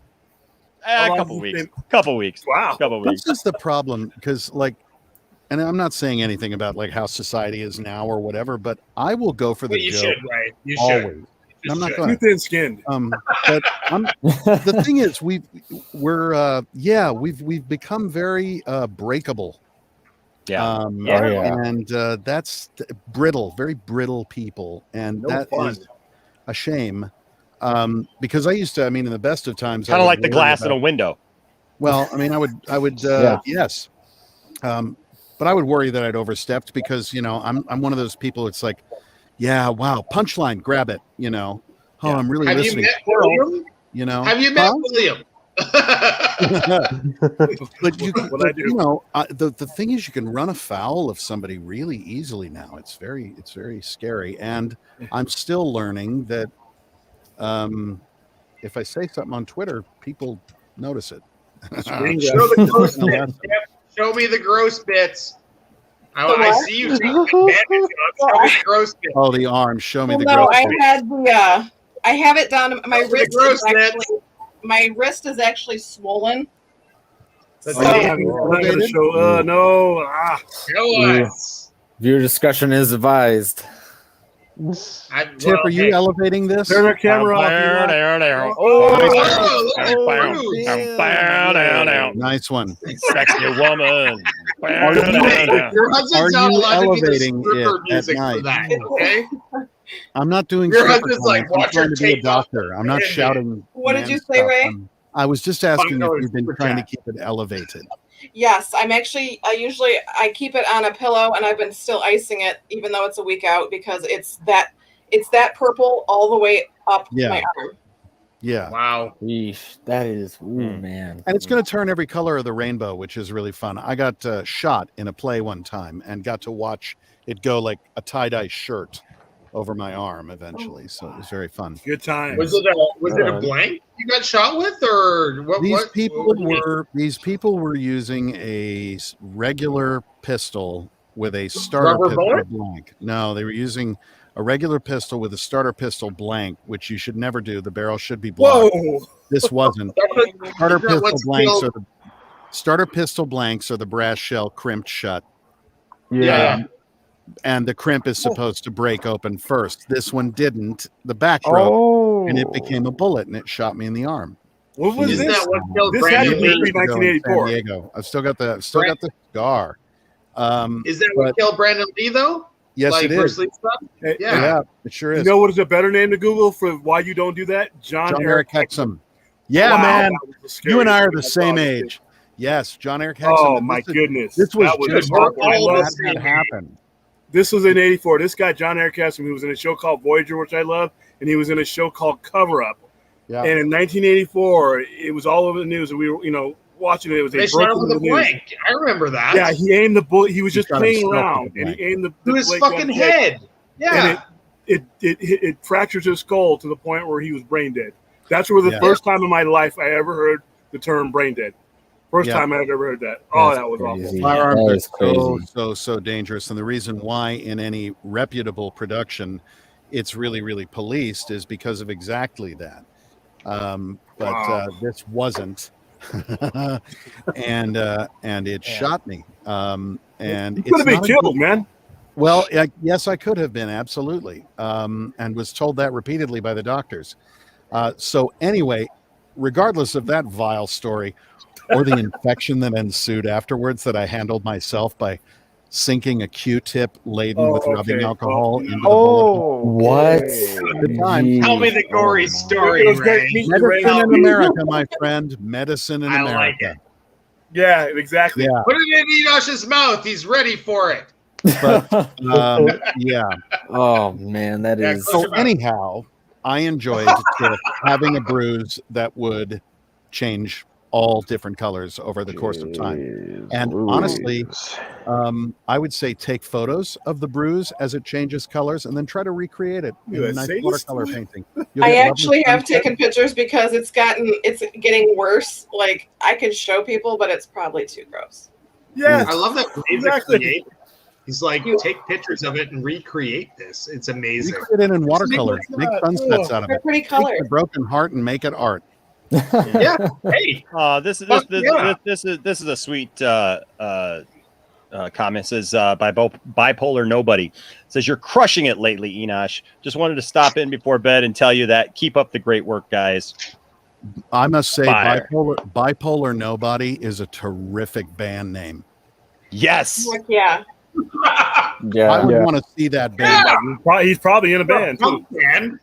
I would want to see that band. I think that's a killer band. You know what's funny? Tiffany and I always joke. Anytime something happens and like we think of a band name, no matter how stupid it is. I literally have a note in my phone that we immediately, because I would always forget them, and so I put them in there, right? And I don't think about it. And you think, well, I'm never going to use that, right?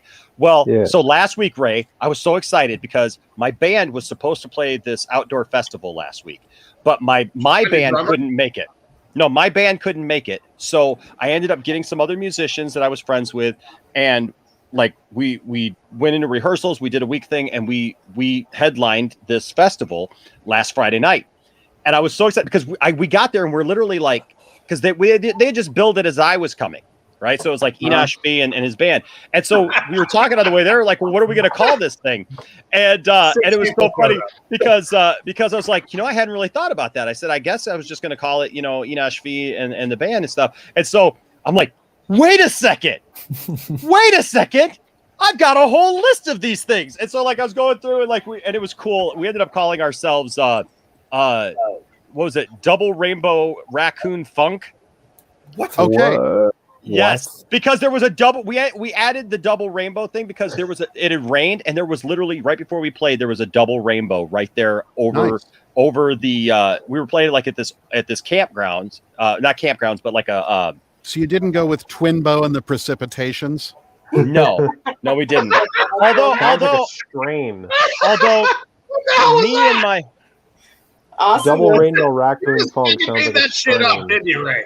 I just now. Right. Me and my old drummer on my mind, and I just didn't say it. So me and my drummer did play an acoustic show. We played an acoustic show down in Ann Arbor, Michigan, down by the University of Michigan down there. Yeah. And we played this cafe, and it was just him and me, and we had been asked to do this thing. And so like we were like, what are we going to call this thing? We're not going to because our band is Waking Vegas. We were like, what are we going to call this? Well, I don't know. So what do I went to the note. Yes, Cherie. Yes, I have a note, and so we ended up calling ourselves Lobster Jacuzzi, or Lobster Jacuzzi. Lobster Jacuzzi, and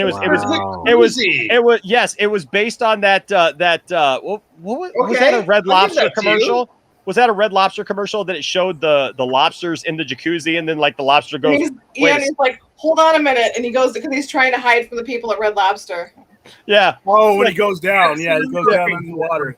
I remember that. Yes, he goes down underwater, unlike Batman. Unlike Batman, that would never do anything like that. And full I'm circle. afraid to utter a word on this show anymore. And we're back, ladies and gentlemen. And we're back. That being said, we are at the 3-hour mark. I appreciate everyone who stopped by. This has been a fun conversation. You know, Ray said the last time he was here, like, I miss talking with people. I've realized more and more that these kind of conversations are how, like, this is us hanging out. Yeah, this is us hanging out with friends and just being together. And so I definitely appreciate you guys. Ray, I appreciate you coming in here tonight, man. That was awesome, man. You were live. Awesome. I thought I'd pop in, and then you sent me a link. It was like, yeah, why the hell not? I'll head over to Tiff and Enosh's place. Ray, I've never met you before until tonight, but pleasure, man. Pleasure. What's your team? Awesome. Pleasure being on the same screen as you. Yes, William. You and I have shared screen time now. Hey, I could screenshot it. We did for about 5 minutes on Enosh's Enosh's comeback stream, and that was kind of fun. Yeah.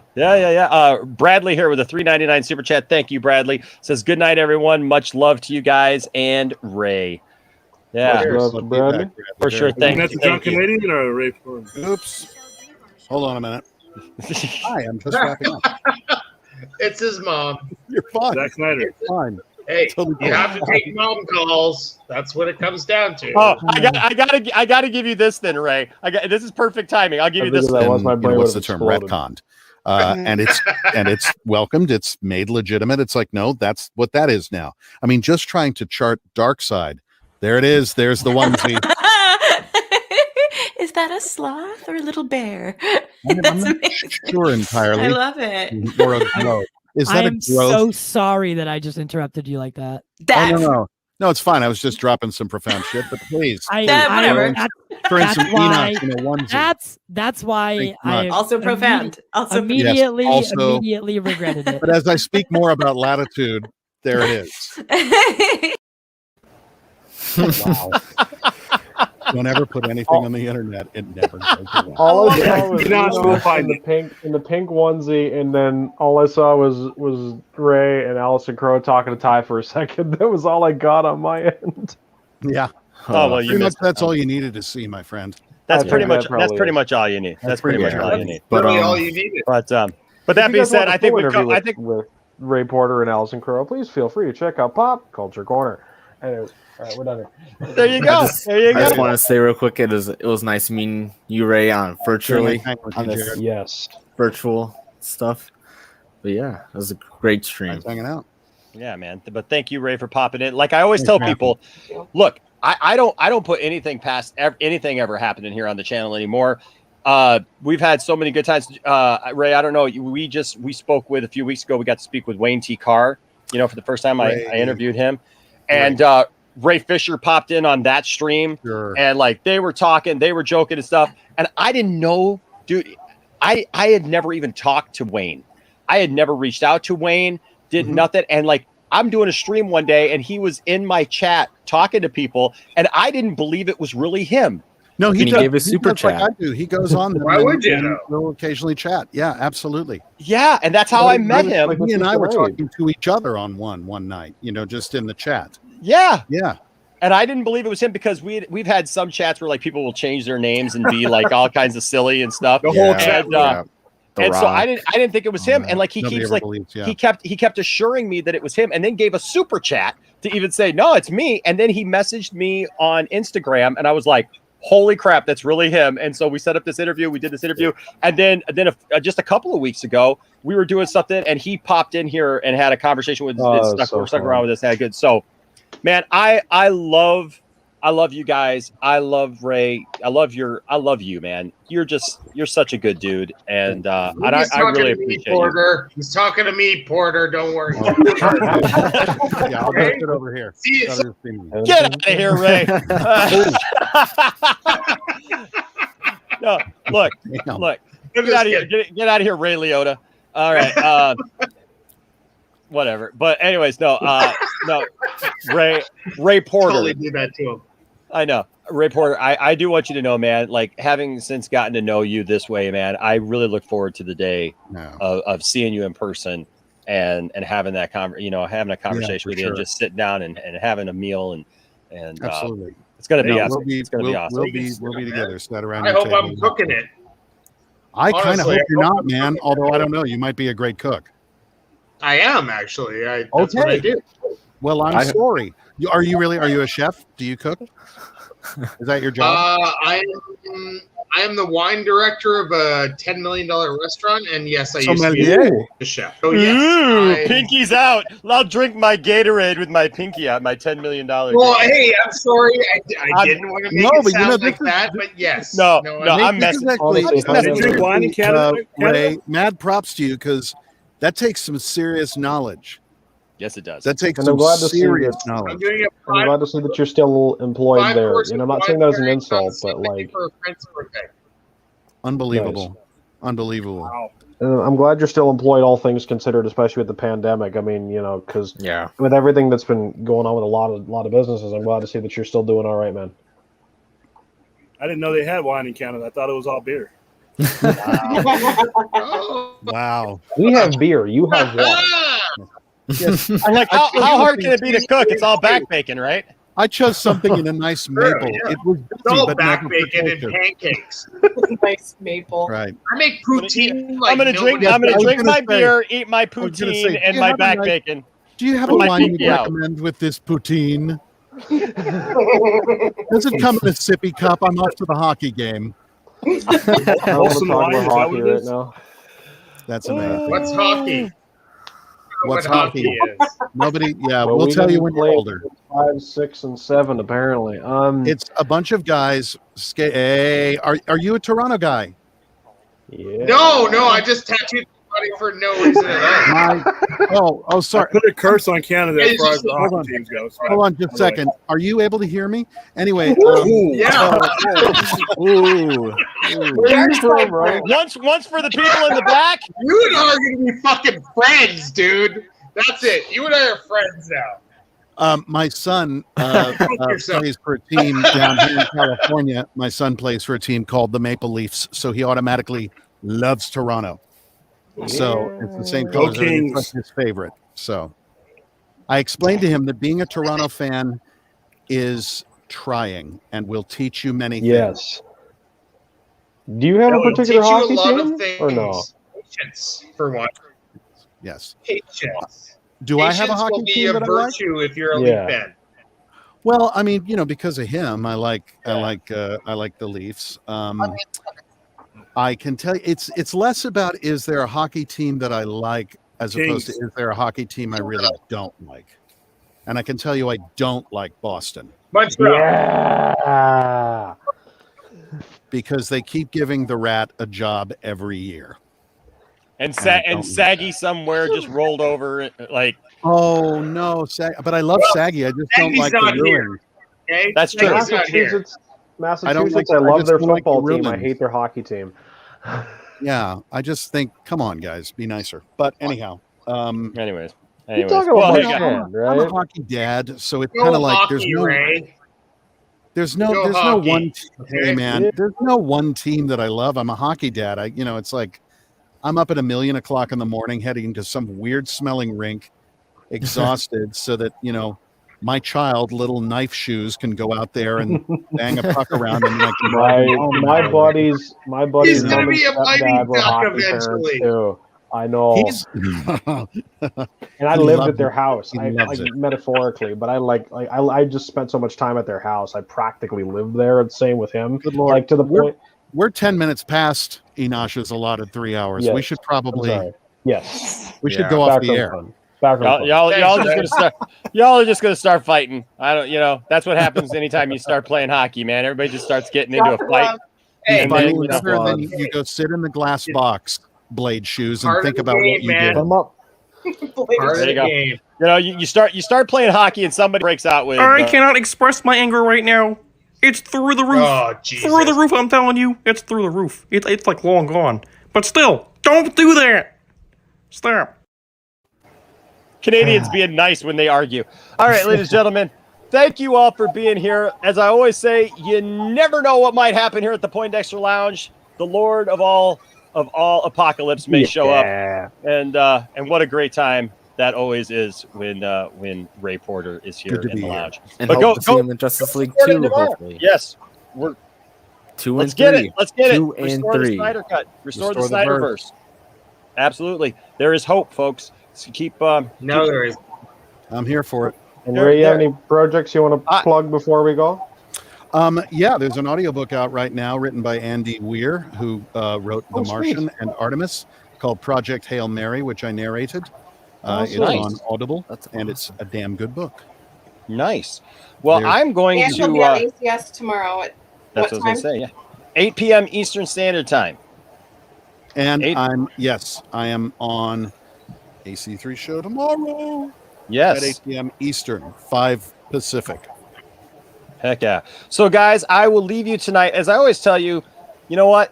Don't let anybody tell you that your fandom doesn't matter. And don't tell anybody that their fandom doesn't matter. But strive to have good conversations. And, even when there may seem to be silly stuff in the news, like we were kind of started off tonight, I think it does bring up good conversation.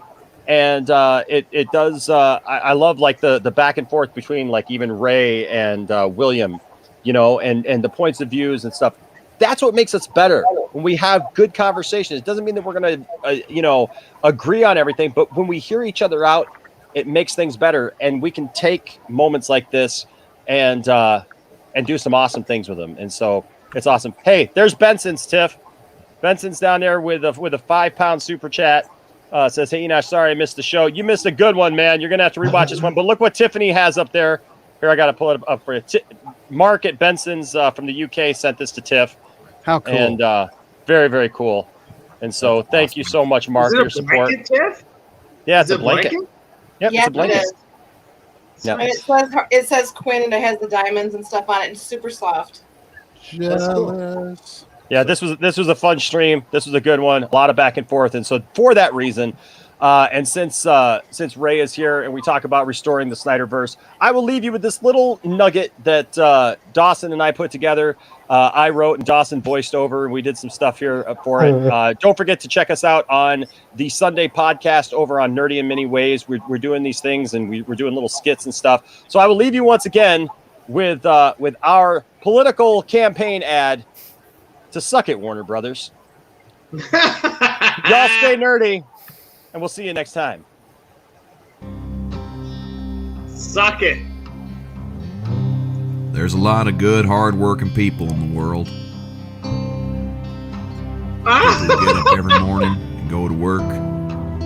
People who value what it means to work hard, play hard, and take care of your family. And then there's Toby Emmerich. People who try to live off the hard work of others. Good, hard-working people like Zack Snyder, who brought us the masterpieces of Man of Steel, BVS, and Zack Snyder's Justice League. Something that people like Toby Emmerich don't understand and fought hard to keep us from seeing. But when you're working hard this summer, just remember that somewhere Toby Emmerich is sitting next to a pool with a cool drink, making money off the backs of hard-working folks and continuing his battle to keep people like you and me silent.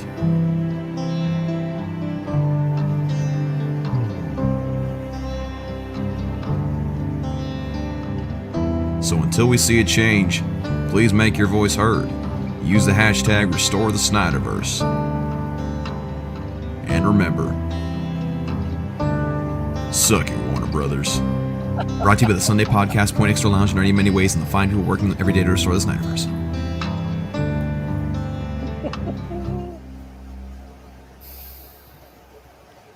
Have a good night, everybody. We'll see you. I don't know what happened. I'm not on there anymore. We'll see you guys. What happened there? I don't even know what happened. What the heck? All right. Well, whatever. We'll see you guys next time because for some reason my camera stopped working. So we'll see you guys later. Bye.